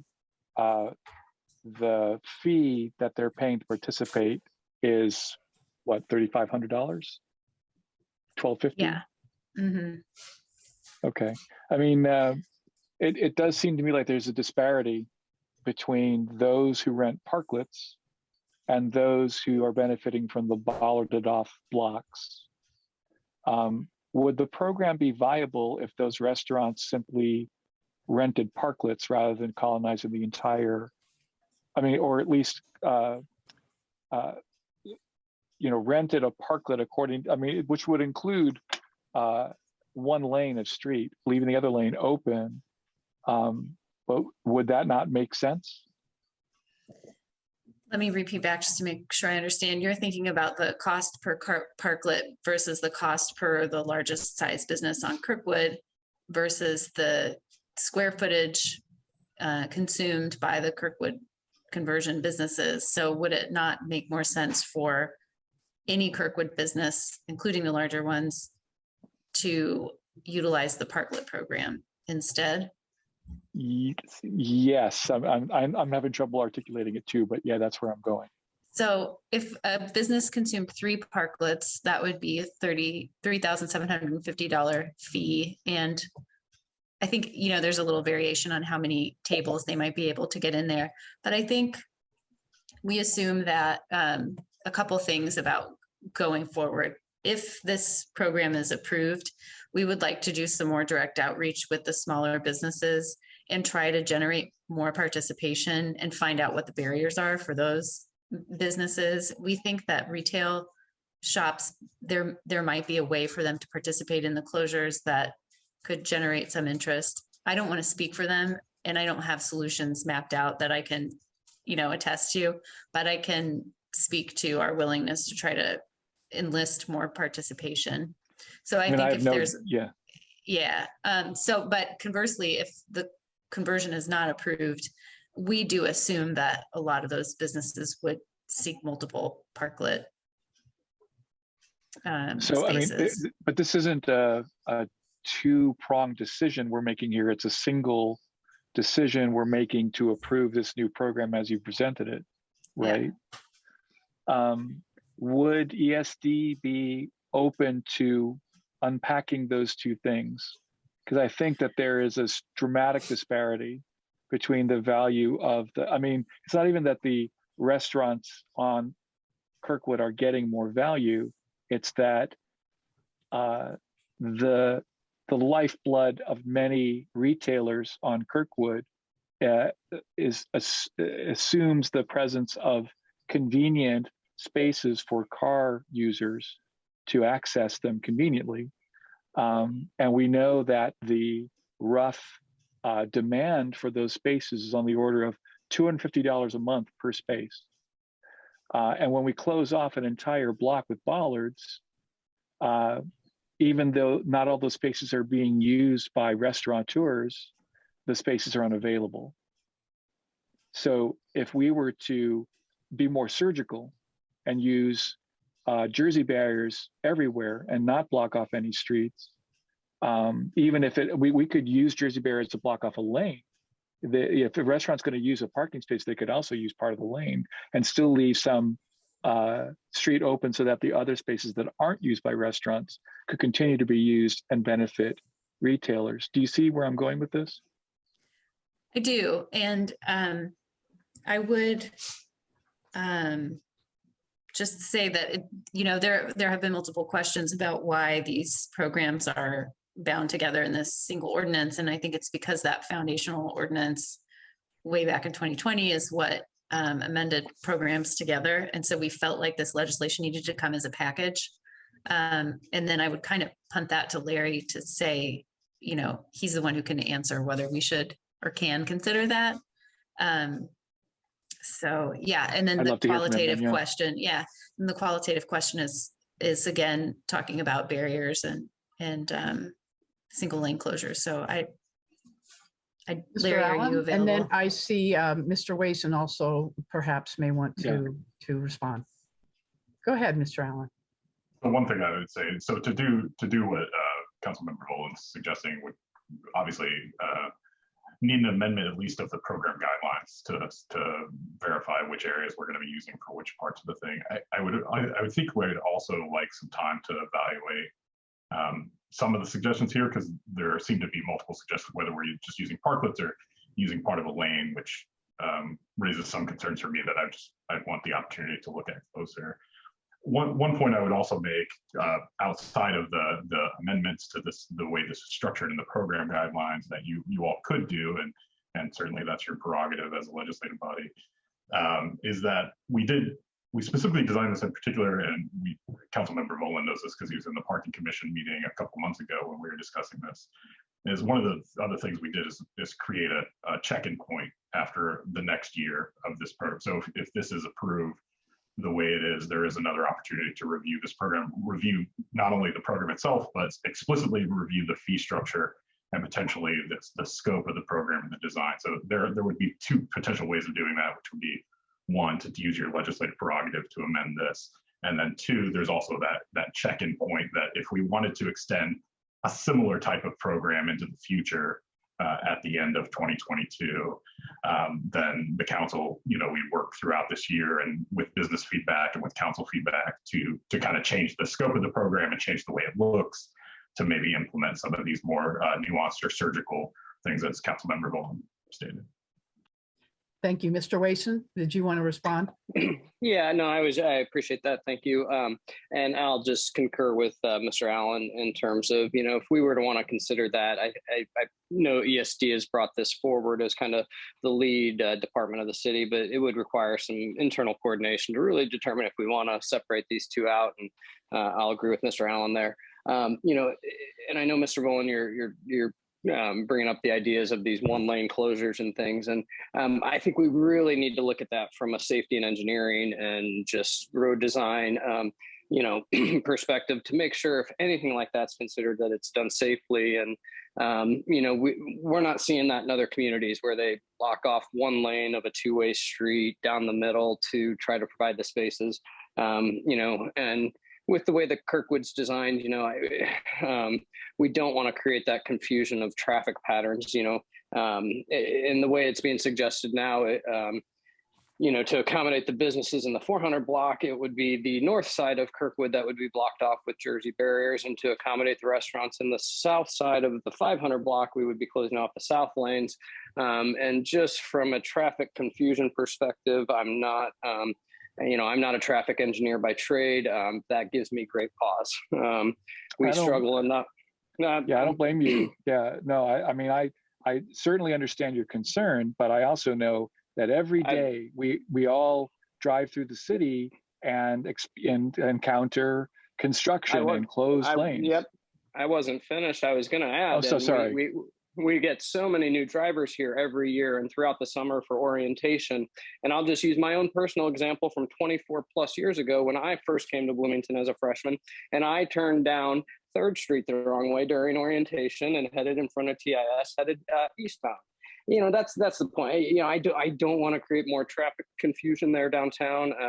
If we're thinking about this in the summer months when we get all of those folks in for orientation, things like that, and the switching of the lanes there on both sides really would be confusing to folks, I think.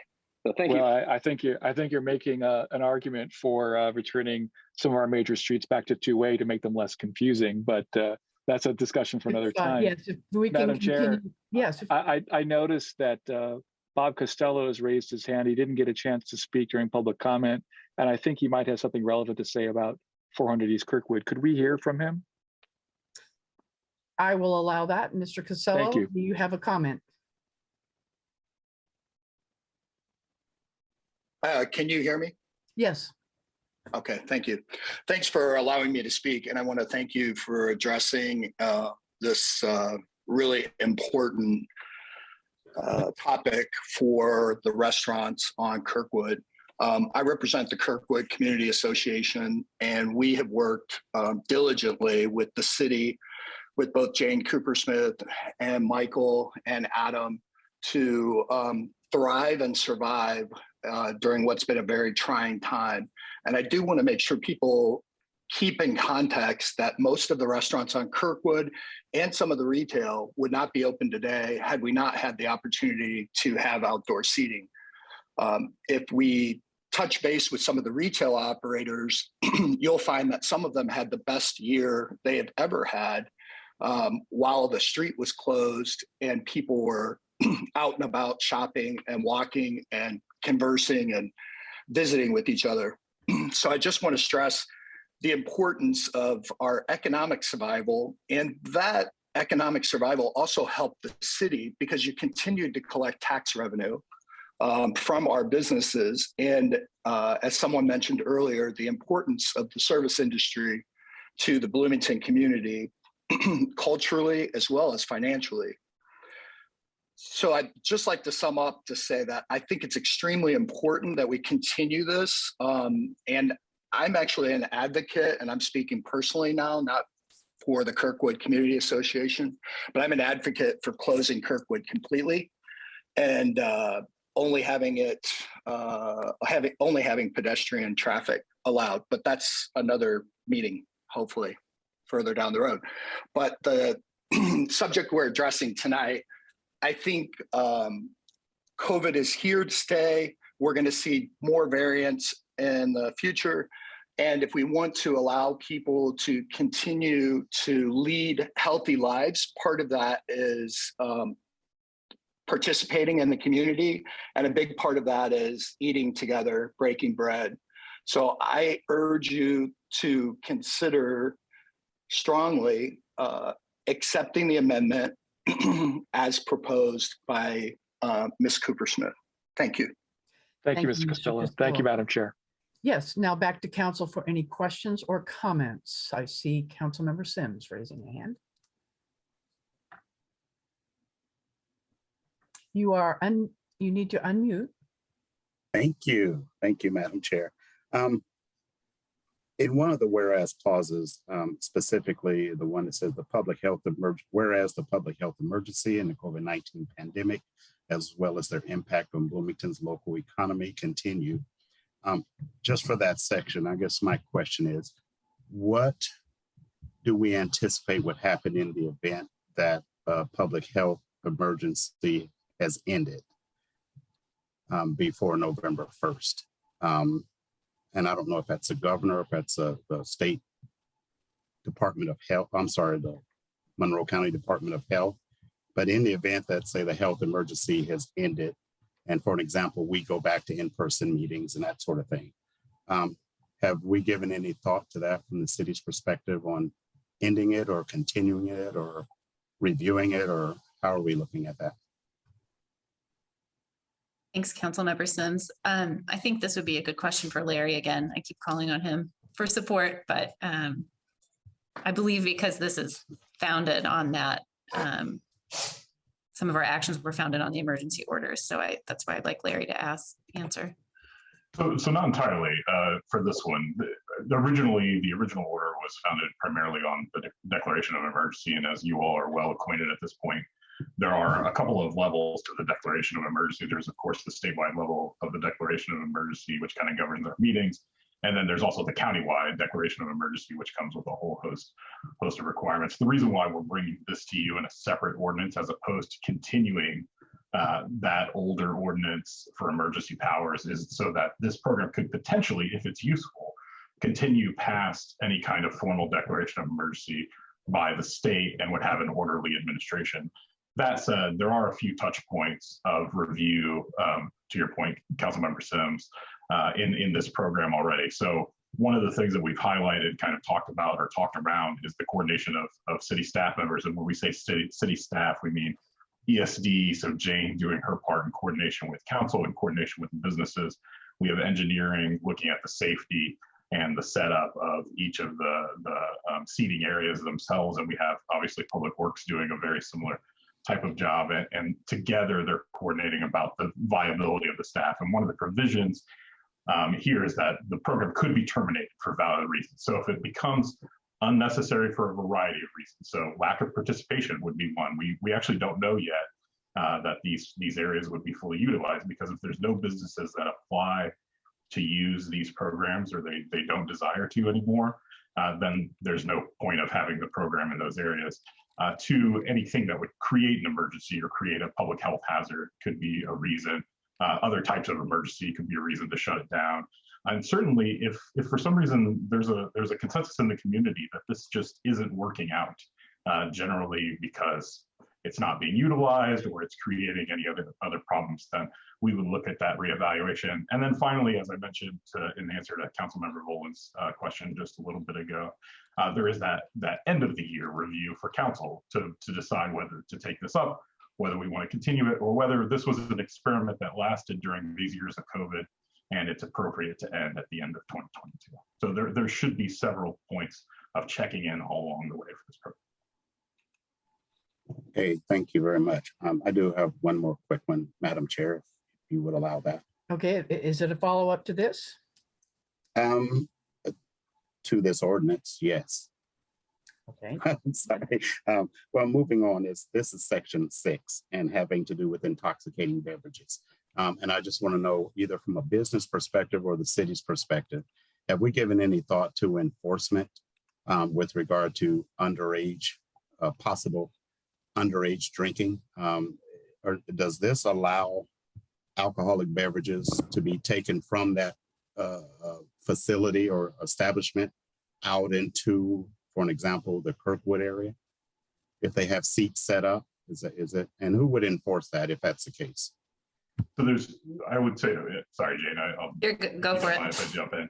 So there's a 2-level review here in terms of what this is taking care of. We have an ordinance that prohibits any alcoholic beverage from being consumed in the right of way. So on a sidewalk or in a public street, with a couple of very specific exceptions in our municipal code. However, all of these businesses are subject to oversight from the Alcohol and Tobacco Commission at the state level. And to get approval to use even this extended space to serve alcohol, they actually have to map out the seating area for the state regulatory agency and show that new area that they're going to utilize. And it has to stay within that area that they're permitted for under their license. And so the ATC would continue through the excise police, in this case, the state excise police, would continue to monitor that alcohol sales and usage. That would not be something the city would need to do on its own. Thank you. That's very helpful. Thank you very much. Thank you, Councilmember Sims. Any additional questions before we move to final comment? I see a hand up from Councilmember Rallo. Thank you, Madam President. Ms. Cooper-Smith, could you remind me, does this include the 500 block of Kirkwood closures? Yes, so this is half of the 500 block, all of the 400 block, and all of the 100 block. Okay, so just in response to the bicycle garage's letter, they feel negatively impacted. What about just beginning the closure at the 400 block? What would we lose? Yeah, well, I think that question is important, and I've been thinking about it as well. And I think it's weighing competing business needs, and how do you answer the question about whose needs you should prioritize? So we've got 2 restaurants on the south side and 1 retail business on the north side. All have had a footprint in Bloomington for a long time. Who is suffering the most? I don't know how to approach answering that in a way that I can address for the council. I apologize. Larry, if you want to be lawyerly, you should go for it. But I think that's why this conversation is challenging. And I knew it would be like this going in tonight. And it's because it's a qualitative, balancing of different businesses who are all incredibly important to our local economy. Anything else? The only thing I would add, Mr. I think Jane mentioned this, is that there are participating businesses, or there were, at least in last year's program. We don't know yet. Obviously, we haven't received applications for this year's program. Last year's program, I believe there were at least 2 businesses on that south side, or 3, Jane, that participated in this Kirkwood seating program. I would also note that, one of the considerations, just from a policy perspective, not from a legal perspective, is that we do keep the cross streets open, and there is parking available and access available on those cross streets as well. Okay. Thank you, Madam President. Thank you. Additional questions before we move to final comment? Councilmember Piedmont Smith. Yes, I'm sorry, just a minor detail. Because in my memory, there was only 1 restaurant in the 500 block that utilized the street space, and that was Lenny's. Is there a second one that I'm forgetting about? I thought Kilroy's also participated. Oh, right. Kaisa's okay. Here. Yeah. Okay. All right. Thank you. Thank you. Any additional questions, or can we move to comment?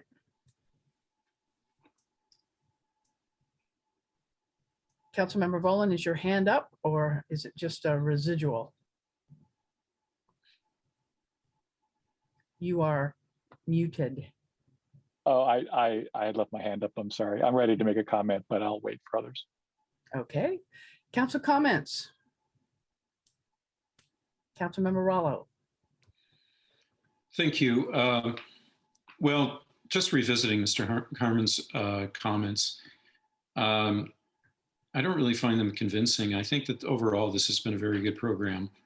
And of course, it's impacted, the pandemic has disproportionately impacted small local businesses and economies. And having an option for social distancing outside is actually the point of the program. If you feel more secure going inside and being in closer proximity, that might be for some people, but others, I think, appreciate this program. We have underutilized parking. Shifting parking in order to accommodate outdoor seating seems to make total sense to me. It's clearly worked from testimony. It doesn't serve everybody optimally, but it's, as Councilmember Scambaluri said, this is always quite often a matter of trade-offs, and it's suboptimal for some and better for others, but we try to be cognizant of that. So I think maybe exploring options in the 500 block might be worthwhile. I think getting a better handle on the estimated revenue loss from lost meter parking, I think is a good thing to do. I think that that number is probably off by a sizable amount, so we should at least be aware of what this is costing. But I think keeping downtown viable during this pandemic is in the public interest, and I appreciate ESD department in working on this and making it a successful program. So I'll be supporting its continuance. Thank you, Councilmember Rallo. Next, I saw a hand from Councilmember Rosenbarger. Thank you. I just wanted to say thank you to ESD, Super Smith, and also Mr. Wason for being online, weighing in, and of course, Mr. Allen as well. This has been a lengthier discussion than I saw coming, but appreciate all the discussion that's happened. I will be supporting this tonight. I didn't have a lot of questions coming into it, so I've been pretty quiet. Just some bullet points for me from the discussion. I think this is, fairly popular among Bloomington residents and even county residents, and maybe even a little farther than that. I think Mr. Cassidy and Ms. Kopic said that when the street is closed, it really acts as a destination, enticing folks downtown who have never really come down before. And I mean, this is an anecdote, but I was definitely one of those who didn't dine inside for a very long time. So I remember being out there in the beginning, just really excited to be outside and not really near anyone at the beginning of the pandemic. So I like it for those reasons. I think it is a good compromise. I know some folks maybe weren't thinking of it as a compromise, but I think the idea that, cross streets are open, you've got car access in that way. We have a brand new sparkling parking garage. I know there's a few blocks away, but I think it, that was rebuilt as like a downtown garage that is just one block south of where this is all taking place. And I am hearing Councilmember Volan about, the one-way traffic, but I think Mr. Wason weighed in on this too. Cities across the country are pretty much closing streets in totality, because I think it's not only maybe confusing to cars, but fairly dangerous for the pedestrians and people out there that might not might not be aware of those bollards and like walk out into traffic. So I think that would be difficult, and really you'd still be eating right next to moving vehicles. And I think that's part of the appeal, to be in like a very safe space, both in terms of vehicle traffic and in terms of COVID distancing. Also appreciate Mr. Costello's comment tonight, just, really feeling it's imperative for some businesses. I understand there's some pros and cons there, but the idea of people living healthy lives and encouraging people to eat together, however that may work. And for a lot of those right now, it's outside. So thank you. I'm happy to see this hopefully continuing. And again, I'm supporting it. Thank you, Councilmember Rosenbarger. I see Councilmember Volan has the hand up for real this time.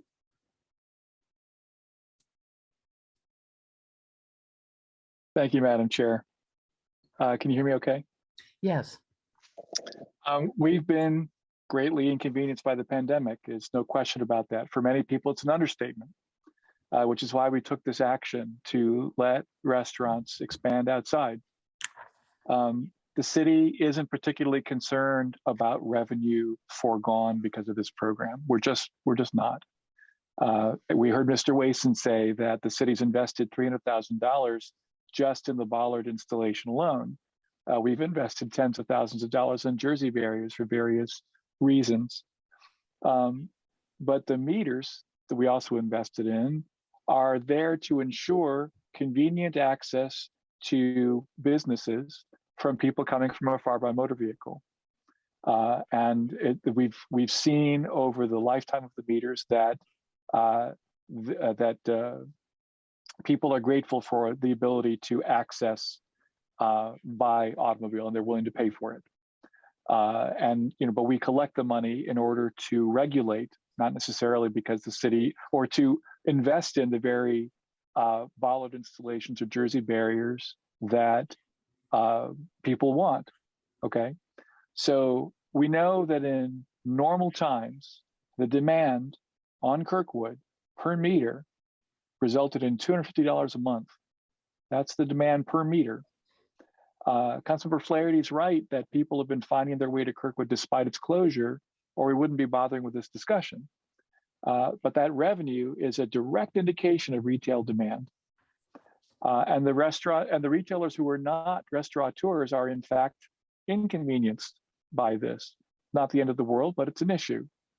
The parklets are slightly underpriced. We know that over a 7-8 month program, the amount of parking revenue, the demand for that space is $1,750 to $2,000, and we're charging $1,250. That's fine, but the Kirkwood fees, because they block off all the parking spaces, even though the restaurateurs aren't using them all,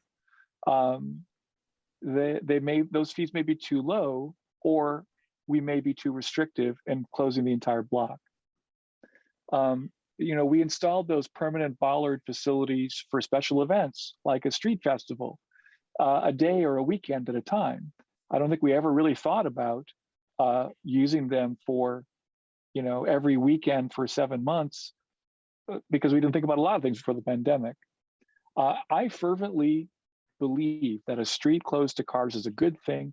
I agree with Mr. Costello. I agree with Councilmember Rosenbarger that we should consider closing the street altogether, and we should be doing that over the next year. But I've also seen successful public spaces that include one narrow lane of car traffic if they tame cars to 10 miles an hour or less. And I also want to keep pointing out that we have parklets right next to traffic going 30 miles an hour. And planters and end caps can be simulated with temporary barriers, or otherwise, how do we get any construction done in this city? Restaurants are not the only users of the public right-of-way. So the subsidy of Kirkwood restaurants is thus greater than restaurants that just surgically rent parklets. Anyone who objects to the closure of the entire street has a point about access to the convenience of parking that make or break retailers. Despite our substantial investment in the bollards, which were worth every penny, an additional investment of $10,000 to buy enough Jersey barriers to, for example, close off just a lane on 500 block of East Kirkwood rather than the entire street, would be a more effective and surgical implementation of this policy without changing the effect. No later than next year, 2023, we should be exploring this option. And if we can implement it in 2022, we should try. I think we would generate enough revenue from the reopened spaces in less than one season than it would cost to buy the extra Jersey barriers needed to do it. I'm really torn on this because I absolutely support the program. I want to support it. I want to continue to support it, but I think that it's important just to hear the naysayers too. They're not a majority. The supermajority of businesses clearly, feedback on this clearly supports the continuation of the program as is. I think that if we can be a bit more surgical about it, it would be better. I'm definitely eager to work with ESD to see if we can't make it happen. The money is there, people. The money is there to make this happen. It's not not just to put the barriers in, but to make it safe. So I think we should be looking at it. Thanks. Thank you. Did I see a hand up from Councilmember Smith? And then we'll go on to Councilmember Flaherty. You did. Thank you very much. I really appreciate it. On last Thursday, I was a guest at the Kirkwood Merchants Association. Also with DBI was there with Ms. Kopic and Mr. Hayes, and listened to a really good discussion on closing Kirkwood. And it was overwhelmingly supported by all the folks that were there and spoke out, and it made me feel real good that we helped to play a part in it. Kirkwood's just a vital link. It's a vital artery to lifeblood of downtown Bloomington. I was a merchant on Kirkwood where Kilroy's is. I ran a shoe store there for 7 years when I got out of college. And believe me, it's really the lifeblood, and it serves this artery from the university downtown and downtown back to the university. It's just really important that we do everything we can to help all the businesses and restaurateurs. So I'm going to be supporting it. And I think that it's a really good discussion to have, that maybe we need to make it a pedestrian mall down the road. So thanks to all the city staff and Ms. Cooper Smith and Mr. Allen for entertaining all our questions. Thank you very much. Thank you. Councilmember Flaherty. Yes, thanks again to staff and for the discussion with my colleagues, members of the public. I just wanted to briefly push back on a few arguments of my colleague, Councilmember Rowland. The first of which is that I think there is a very substantial difference in my view between sitting in outdoor seating at the tap or at the inkwell with 30 miles an hour traffic of 3 lanes going right by you versus sitting at Uptown or farm outdoors. It's just a wildly different experience. I've done both.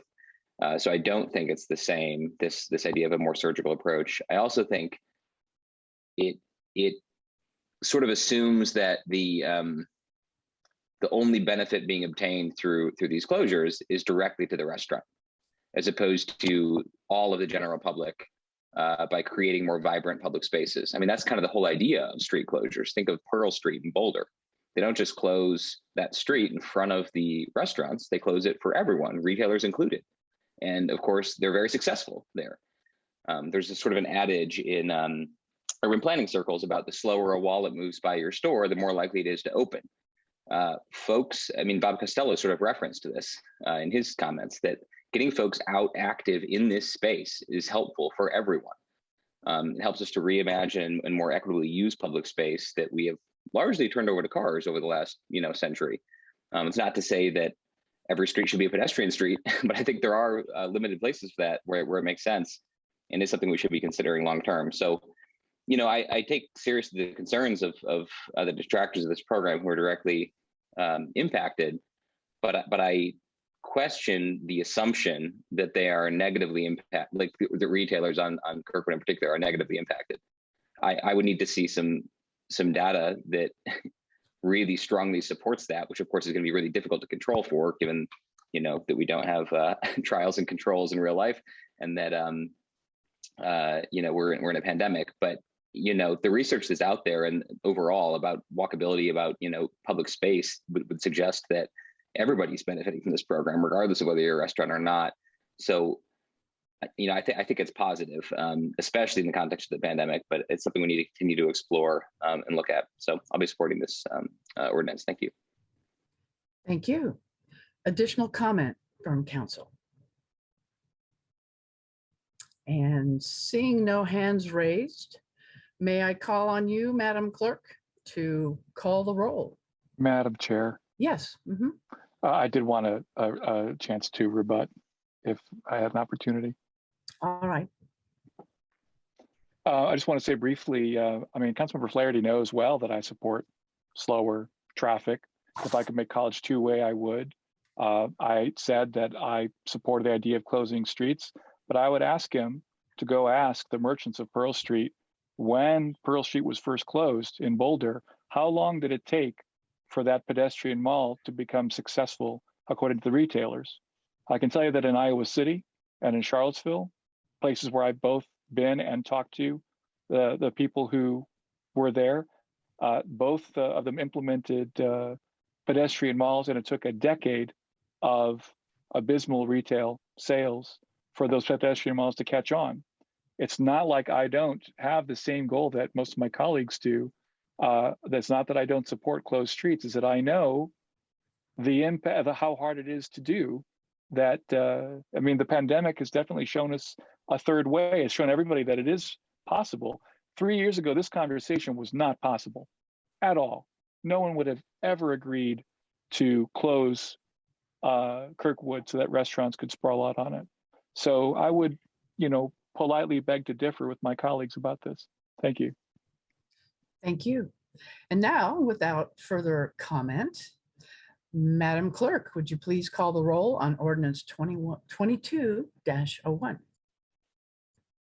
Yes. Councilmember Boland. Yes. Scambalori. Yes. Sandberg. Yes. Rallo. Yes. Flaherty. Yes. Smith, Yes. Piedmont Smith, Yes. Rosenberger, Yes. and Sims. Yes. Thank you all very much. Ordinance 22-01 is passed 9-0-0. And we all thank Ms. Cooper-Smith, Mr. Allen, and Mr. Wason for the presentation. And we are now ready to move on to our next ordinance. Madam President, I move that ordinance 2202 be introduced and read by the clerk by title and synopsis only. Second. Moved and seconded. Will the clerk please call the roll? Yes, Councilmember Scambalori, Yes. Sandberg, Yes. Rallo, Yes. Flaherty, Yes. Smith, Yes. Piedmont Smith, Yes. Rosenberger, Yes. Sims, Yes. and Volan. Yes. And will the clerk please read? Okay. Ordinance 2202, amending Ordinance 2137, which fixed the salaries of appointed officers, non-union, and AFSCME employees for all the departments of the City of Bloomington for 2022 regarding COVID premium pay, and create a new position in the Department of Economic and Sustainable Development. The synopsis is as follows. This ordinance modifies Ordinance 2137, which fixed the salaries of appointed officers, non-union, and AFSCME employees for calendar year 2022 in order to bring the language in Ordinance 2137 into line with guidance from the State Board of Accounts with regard to COVID-19 premium pay, and to add a position to the Department of Economic and Sustainable Development. You did not have a committee recommendation. Thank you very much. And presenting, I believe we will call on. Yes. Madam President, I move that ordinance 2202 be adopted. Second. Thank you for that. Sorry for getting ahead. I was introducing Ms. Carolyn Shaw, who I believe is here to present. Good evening, council members. Happy New Year. Good to see you all, and thank you for having me, Caroline Shaw, HR Director. I am before you this evening to present two salary ordinance amendments. The first of which is Ordinance 2202, amending Ordinance 2137, which set 22 pay grades and salary ranges for appointed officers, non-union AFSCME employees. There are two changes to this ordinance. The Economic and Sustainable Development Department will add a full-time sustainability program coordinator, grade 6, who will provide additional support to the Assistant Director of Sustainability in the implementation of major sustainability programs and projects to advance the climate and sustainability action plans. The estimated fiscal impact of this is about $75,000. That includes taxes, perf, and benefits.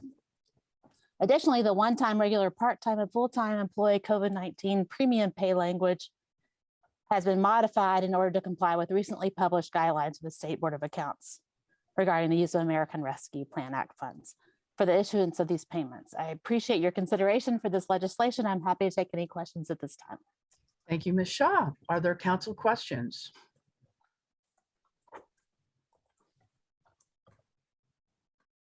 And I see no questions coming from council. I see a hand up from Madam Clerk. No, my apologies. That was an accident. I don't want to miss anything here. All right. Seeing no council questions, let us move on to the public and see if there are any comments to be made for Ordinance 22-02. Mr. Lucas. Yes, I'll again remind members of the public that wish to comment. You can indicate your desire to do so by clicking the raise hand button. You can hopefully find that in the control bar under either the reactions tab or the more tab. Or if you're not able to locate it, please send a message via chat to the meeting host. We'll give it a few seconds.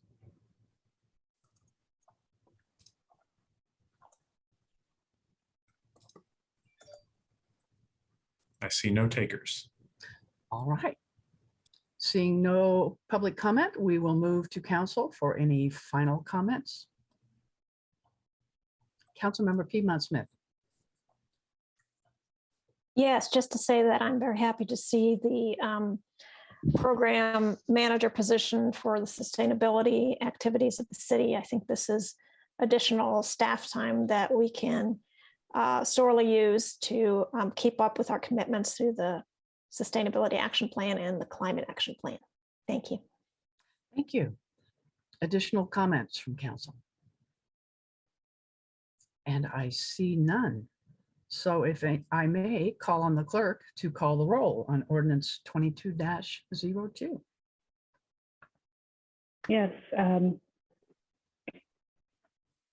Councilmember Sandberg. Yes. Rallo. Yes. Flaherty. Yeah. I'm sorry, Councilmember Flaherty, that cut off a little bit. Can you repeat your answer Yes. for me? Thank you. Councilmember Smith. Yes. Piedmont Smith. Yes. Rosenbarger. Yes. Sims. Yes. Volin. Yes. And Scambalori. Yes. Thank you all. Ordinance 22-02 passes 900. And Ms. Shaw, don't go away. We will now move to the next ordinance. Madam President, I move that ordinance 2203 be introduced and read by the clerk by title and synopsis only. Second. Moved and seconded. Will the clerk please call the roll? Yes. Councilmember Rallo. Yes. Flaherty. Yes. Smith. Yes. Piedmont Smith. Yes. Rosenbarger. Yes.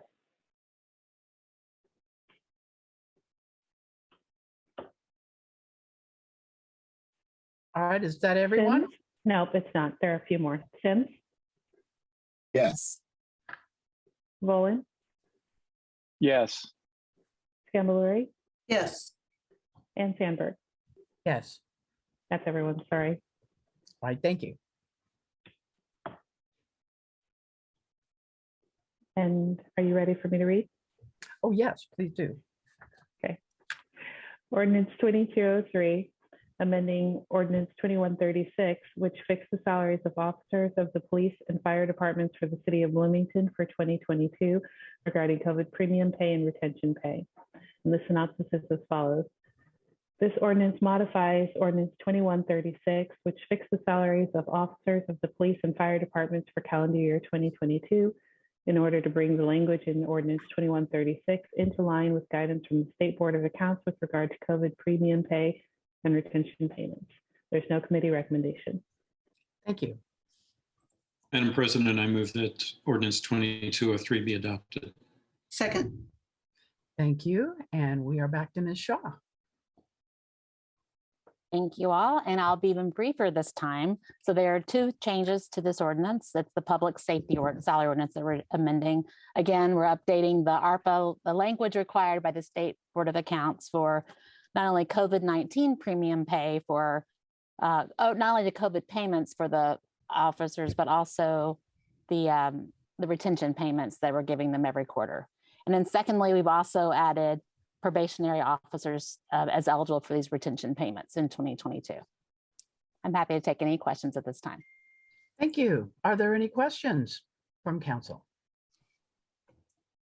And seeing no questions, let's move right to the public for any public comment on ordinance 22-03. Not seeing hands popping up. Are you, Mr. Lucas? No, I don't see any takers at the moment. All right, back to council for final comment. And seeing no final comment, Madam Clerk, will you please call the roll on ordinance 22-03? Yes, Councilmember Flaherty. Yes. Smith. Yes. Piedmont Smith, Yes. Rosenbarger, Yes. Sims, Yes. Volin, Yes. Scambaluri, Yes. Sandberg, Yes. and Rallo. Yes. Thank you. And that passes 900. Thank you, Ms. Shaw, for both of those presentations. We now move to the next item on our agenda. Madam President, I move that Resolution 2203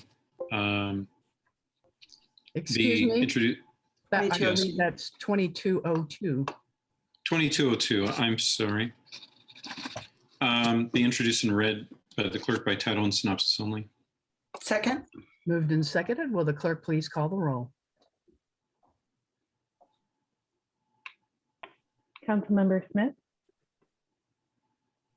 Yes.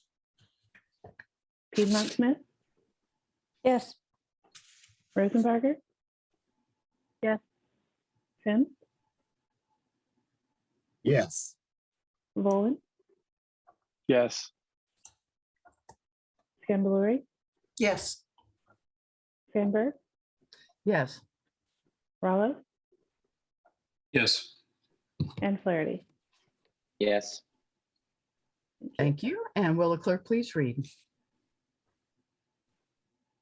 Yes, Resolution 2202 to establish 4 standing committees and abolish certain other standing committees of the Common Council. The synopsis is as follows.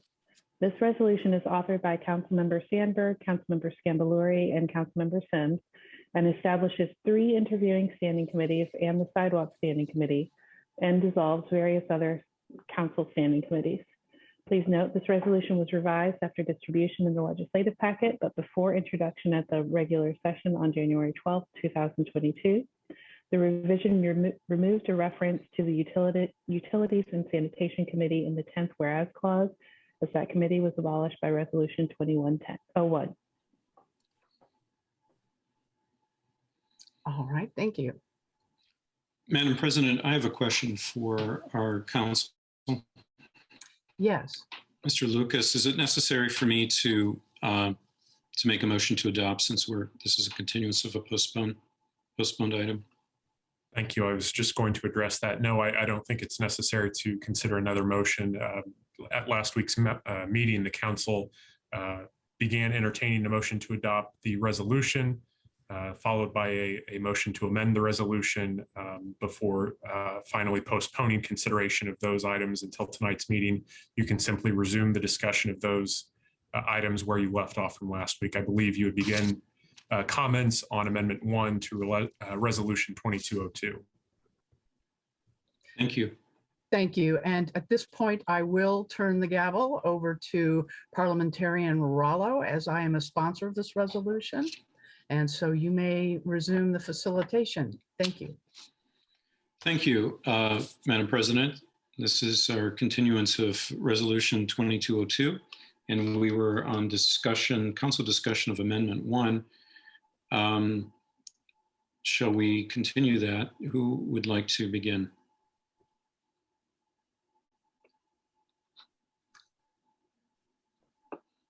Is there any? I'm sorry, Councilmember Piedmont Smith. Yes, may I request the sponsor summarize the amendment again to refresh everybody's memory? Councilmember Flaherty, would you like to make that summary? Yes, I'd be happy to do so. I'll keep this brief. Amendment 1 seeks to remove the Land Use Committee, Administration Committee, and Climate Action and Resilience Committees from the resolution, which means they would be retained. So it seeks to retain those standing committees in continued existence, along with the few other standing committees that would remain.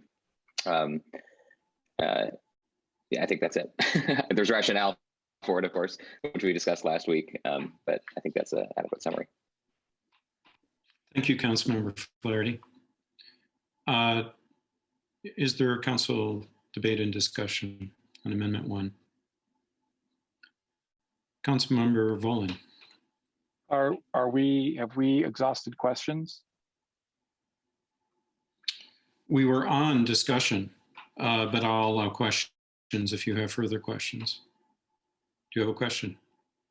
I mean, I did generally have a question about the sponsor's response to Amendment 1, and specifically how, how they saw a special committee as a better option for dealing with climate than a permanent committee. Would the sponsors of the resolution like to field that question?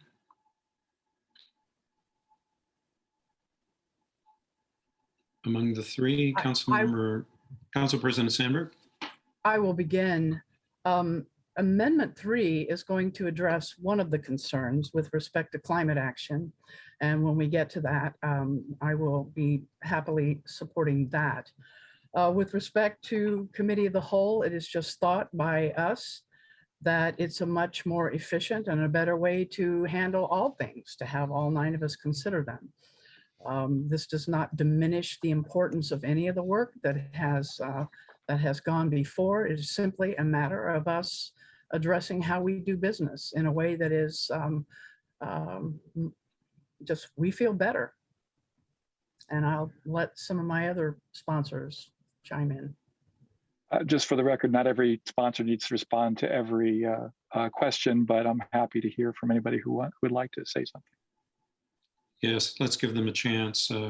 Councilmember Sims or Councilmember Scambilleri, would you like to add anything to what's been said? I will say that Council President Sandberg covered that question. Thank you. Okay, next question is, in 2019, we had reconstituted a rules committee, which was subsumed by the administration committee. Do the sponsors think that, there are no other concerns that would require an ongoing administration committee? Whoever would like to answer. Yeah, Council President Sandberg, and then Councilmember Scambilleri. It is my thinking that a rules committee could certainly be appointed as a special committee when the need arises. And so that would be my way of suggesting that that be addressed. Councilmember Scambilleri. So you asked the question, Councilmember Rowland, do we think we're out of problems? Do we think we're not going to have anything else that will ever trouble us? Of course we will. Of course we will have issues periodically. I don't think we can predict the frequency with which they'll occur, how often they'll occur. And I don't know that we can always predict the nature of what problem or issue or question will come before us. And so having, I think, the more nimble tool of a special committee or an ad hoc committee that can be formed, tackle an issue, tackle a task, and then disband could be very useful. If I may follow up on that, yet Councilmember Scambilleri, you have said that one of the reasons that you support this resolution is because you believe we've spent entirely too much time debating topics like committees. Do you think that the questions that include committees are somehow going to go away with this resolution? That's not for me to say. It wouldn't surprise me if questions on committees continued, given some of the passions we've seen. I think I agree with you on that. Thank you. Councilmember Flaherty. Would it be in order as the amendment sponsor to respond to Mr. Rowland's, Councilmember Rowland's? Yes, I would like to hear a response from the sponsor too. Thank you. Very good, thanks. Specifically with regard to the administration committee and whether or not it would make sense as a standing committee or a special committee, clarifying, I guess the response from Councilmember Scambilleri in particular, that a special or ad hoc committee could be formed in response to a need, really kind of demonstrates what I think the problem is, which is that it's reactive. the idea of the administration committee, the idea of the climate action committee as defended in this amendment, and why I support them is because there's proactive work to be done. Issues will always pop up and that we'll need to react to, and quite often we probably won't, frankly, absent a mechanism to do so, because it's additional work and we're all stretched. And last week it emerged that Ordinance 1305 passed in 2013 that I would call sloppy legislation. No disrespect to anyone from that time, but there was an ordinance that was passed that changed Robert's Rules of Order such that a motion to introduce functions as a motion to refer to committee of the whole. That was not codified. I started as a council member in 2020. I had no idea that existed. I'm not sure how many of my colleagues did. Why would we know that? And that's one tiny example of a whole host of Title II issues in particular that need fixing. And yes, we can do it in an ad hoc fashion. Each time one of these pops up, are we going to form a committee to fix that one? We don't necessarily need to. Somebody could just bring an ordinance to do it. Maybe I will. But my capacity is limited. I know all my colleagues are. That's kind of the idea of trying to, where there's proactive work to be done in limited contexts, just like Jack Hopkins, just like sidewalk, now transportation, to designate people whose job it is to take these things on, to separate that proactive work, because it's too much for all of us to take on all together all the time. So I just wanted to highlight that distinction between a special committee, which sort of by its nature is formed to react to a particular issue or problem, versus a standing committee, which is tasked with going out and looking for how to improve this area, in my view. So that's all. Thanks. Council Member Volin. I have one more question. This is to Councilmember Sandberg. You served as the Plan Commission representative for at least 2 years in the previous term, yet you didn't serve on the Land Use Committee, even though it was logical for the Plan Commission representative to serve on the Land Use Committee. By that experience or lack thereof, do you really feel that the Land Use Committee was a committee that you didn't want to take part in? Do you really feel that the Land Use Committee had a good trial? The Land Use Committee had a good trial. I chose not to be on it because being on Plan Commission is a very time-consuming function. If as long as we had a Land Use Committee, which was something that I was never 100% comfortable with, given that we already do have a Plan Commission whose role it is to do a lot of the vetting of the matters that come before it, and with respect to interpreting, the UDO. I don't know that that's relevant to my opinion now, that should be one of the standing committees that is eliminated with respect to the Committee of the Whole, which I have always felt is a very adequate tool for all 9 of us having the opportunity to weigh in on all these important issues. Thank you. Councilmember Skimler. Yes, may I respond? The question wasn't directed to me, but may I offer a comment as well? Please. I had precisely this conversation several times around the time we were making these decisions last year. And to me, it is actually an advantage to have a person on Plan Commission who is not on land use, because that means one more council member has an opportunity to look at something before it comes to the whole council. So the notion that a Plan Commission person must be on land use and a land use person is the only candidate that's viable for Plan Commission, I would respectfully disagree with that. I think there is a value in having multiple perspectives see something. So I would offer that thought. And I would simply respond by saying that you're proposing to eliminate the Land Use Committee altogether. So I'm not sure what the point is here if you don't see the value in it. Thank you. Further council questions? Okay, council comments on Amendment 1. Councilmember Flaherty. Yes, thank you. I'll be supporting this amendment as its sponsor, of course. I ask that my colleagues do the same. No one here is trying to refer legislation to standing committees or assumes that will be the process going forward. Two of the proposed changes here, the Administration Committee and the Climate Action and Resilience Committee, are retained explicitly to do proactive work that needs done. And I think we are better served through a standing committee process to do that work. With regard to the Land Use Committee, that was formed several years ago because the Committee of the Whole had proven itself to be a unwieldy mechanism actually for handling land unit developments in some contexts. Whether or not we'll see many more of those, whether or not Land Use Committee would ever hear anything again, I don't know. I think there was enough of a special use case there to keep it in existence, even if it's not going to be used. And I'll just remind my colleagues and the members of the public that a committee's existence does not mean that things will automatically be referred to it. Every single time we refer legislation to a committee, whether that's Committee of the Whole or a standing committee, the majority rules on where that legislation goes. So if we have 5 folks here who prefer not to use Land Use Committee ever, then we won't.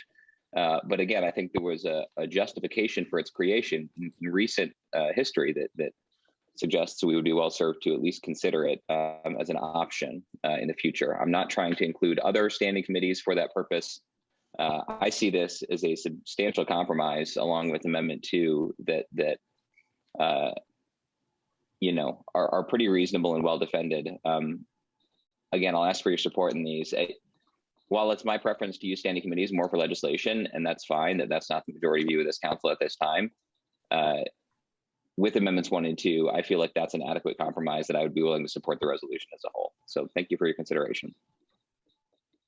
Thank you, Councilmember Flaherty. Councilmember Piedmont-Smith. Yes, I also support this amendment. I think that Councilmember Flaherty makes a great point about being proactive rather than reactive, especially as it pertains to the Administration Committee. I think there are many details in City Code, specifically Title II, that council members may not even be aware of, that are, either not very well thought out or not currently followed, or need adjustment one way or another.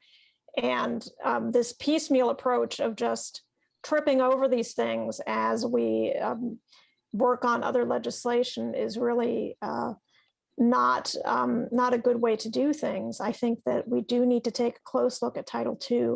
Also, prior to the formation of the Administration Standing Committee, the Rules Committee in the second half of 2019 had a full agenda in and of itself, largely focused on onboarding of new council members. And that work was never done. So I think that both because there are tasks that clearly need to be done and because we need some proactive action on Title II, I think the Administration Standing Committee is very important for the council. I think we've seen more than once in the last 2 years that there are some misunderstandings about council procedure, and those should be clarified. And I don't think that's a one-time task. So I do not agree that a special committee would be appropriate for administrative matters of the council. As Councilmember Flaherty said, the maintenance of these 3 standing committees does not mean that legislation must be referred to them. As I just mentioned, I think there's plenty of work outside of legislation that the Administration Committee can do. Certainly the the Climate Action and Resilience Committee has, pretty much a game plan that is laid out by our adopted city documents, Climate Action Plan, Sustainability Action Plan. We had already put into place quarterly meetings with Lauren Clemens. There were several items brought forward by members of the public that may or may not lead to legislation, but could be discussed by the committee. And just the fact of our climate emergency makes this a terrible time to get rid of a standing committee, an ongoing focus on climate action and resilience. And for the land use committee, I mean, I did chair it for 2 years. I think it did.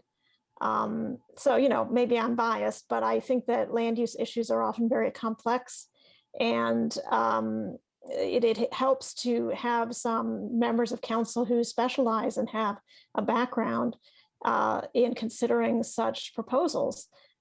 We still do have some PUDs. They aren't totally eliminated. And other rezoning issues can be equally complex. And I think a standing committee on that topic is very important to maintain as well. So I appreciate Councilmember Flaherty bringing this amendment, and I will be voting for it. Councilmember Rosenberger. Thank you. I will be supporting this amendment, mostly because, first, in general, I don't see a reason for standing committees to be eliminated at all. 2020 was a year that I don't think we use standing committees at all. And so that's a possibility here. And I know this has been talked about a lot. I don't see a reason to get rid of something that you can easily not use and that doesn't hurt anyone or anything just by existing. So for me, the idea of getting rid of an option, I'm a person who really loves options and really loves choices and don't always think everything fits nicely into the same box. And I definitely don't think everything fits in the committee of the whole box. So I think it makes sense to keep these just in case sometimes at least 5 council members think it might be a good idea to use one. So, I mean, in general, I would really vote to keep most of the ones we have. Some we haven't used, I think, at all in the last 2 years. Of course, these were only used in any way in the first year. So I think some could be eliminated, but land use committee specifically, I was on that. And in the first year, we had a lot of PUDs, and, you know, that was my first experience with a standing committee. That was already pre-existing.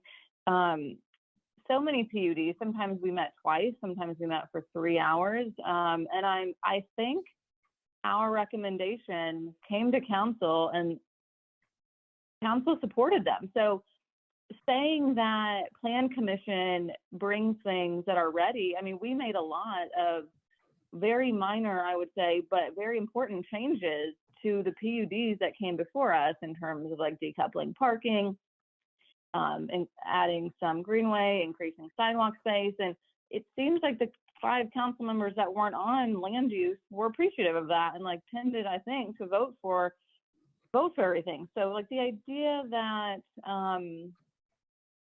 it wasn't useful or that could easily be done at committee of the whole, I mean, look what we just did. There were 9 of us here for the Kirkwood closure, and that took 2 hours. I mean, I think coming at other land uses with all 9 of us in the first go round, it is a lot of time. So, I mean, in general, for me, it is just why get rid of something that we never have to use? And that's why I think you can say dislike them, but I think it is more extreme than that for some folks. I guess I mean, I kind of have the same comments for my amendment that will be coming. I think keeping some of these is a good compromise. And I think, you know, compromising can be a pretty nice thing on a council of 9 Democrats, I guess. I think keeping the ones that we are using and the ones that really need to be doing proactive work is a good idea.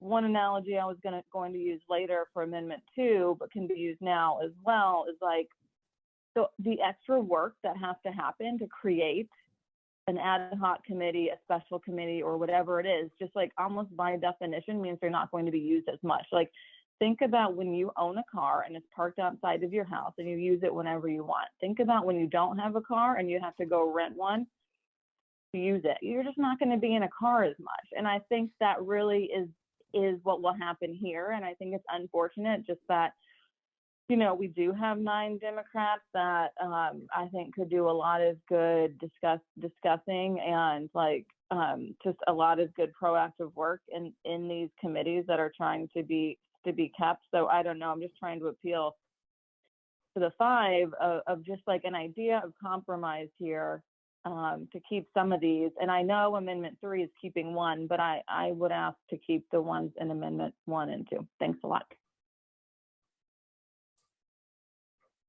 Further comment from council? Then I will go to Councilmember Volin. Did you comment yet? I thought you did. I asked a question. Sorry. Please go ahead with your comment. Thank you. Look, if you support a climate committee, then you agree that there are some issues that need ongoing attention. I remember distinctly the meeting from November 2016, the 2 meetings where we negotiated planters and railings at 1 o'clock in the morning. That was the genesis of the land use committee. Concerns about land use haven't gone away. There's always going to be an ongoing need to oversee the development of land, and land use is directly related to climate.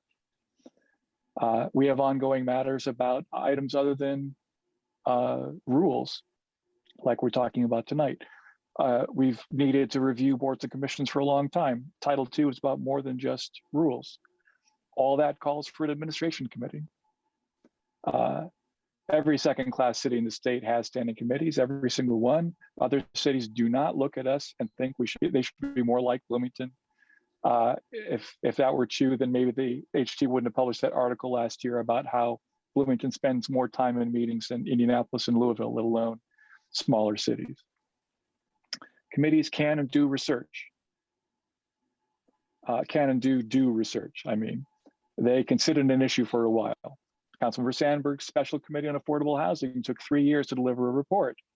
That may have been an ad hoc committee, but it wasn't temporary. There's a reason why in other jurisdictions, people jockey for committee assignments in larger bodies. That's where the work happens in other bodies. But you don't have to refer any legislation to standing committees for them to be of value. The majority agreed to discharge all 3 of the first ordinances introduced at first reading a week ago. So I guess committee of the whole isn't as necessary or as vital as the sponsors claim.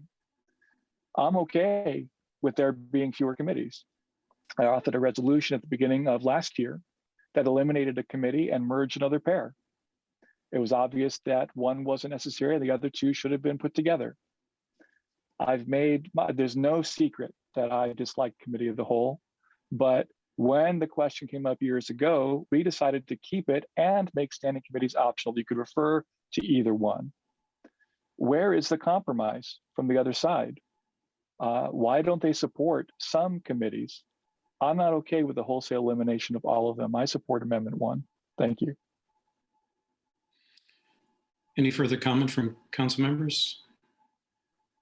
Okay, I'll just say my piece, which is I'm in partial agreement with you, Councilmember Voland. I think that there is a need for a climate action and resilience standing committee, and I'll comment later on that. But just to say that it is a situation that will occur in perpetuity. So I think it deserves that special status. I don't see a problem with a special committee visiting Title II, and I don't think it needs to exist in perpetuity. It could have a broader task focus than one specific task. And the land use committee, I feel quite adamant that I think it's important to hear from all council members from the initial stages of a land use petition. I think it's important for the council. I think it's also important for the public to hear from everyone.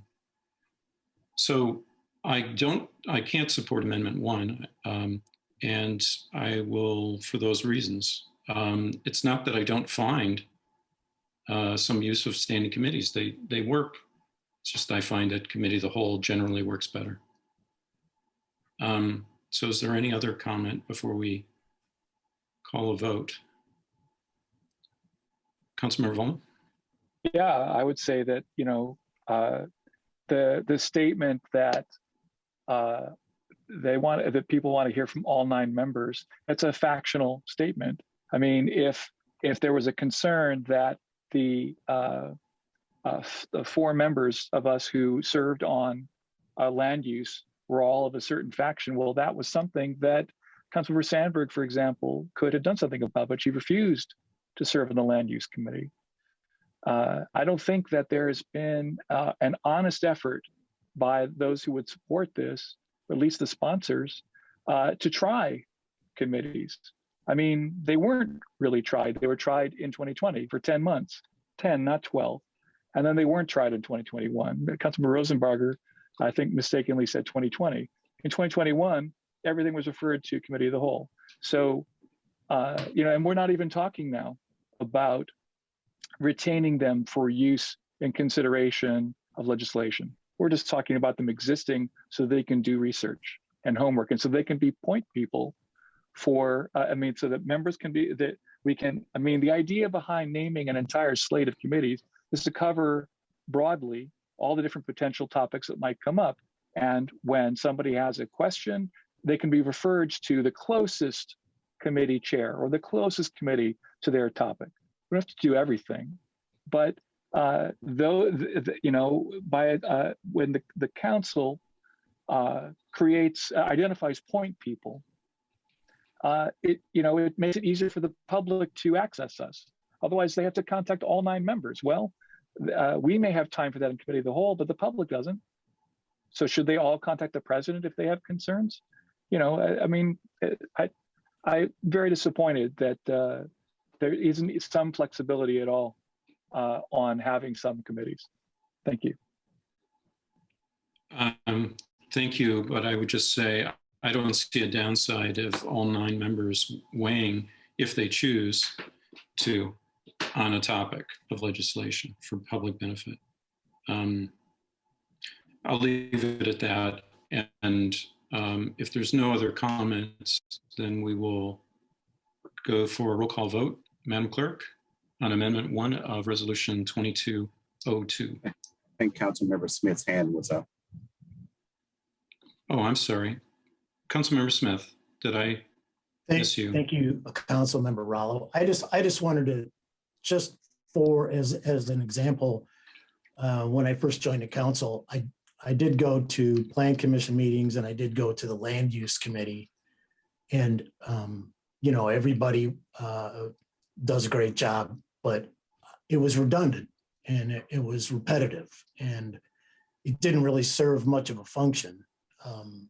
And in general, what has happened in my mind with the different standing committees is there has been a redundancy to that. And beyond that, it appears to have contributed to, an ideological divide, because we don't all sit together and we don't all talk together. And I feel that we really do need to come together by whatever means we can. We can't sit together in the same room, but really we can converse as we are tonight and come to some understanding of where we're all coming from. And then you let the will of the council take effect.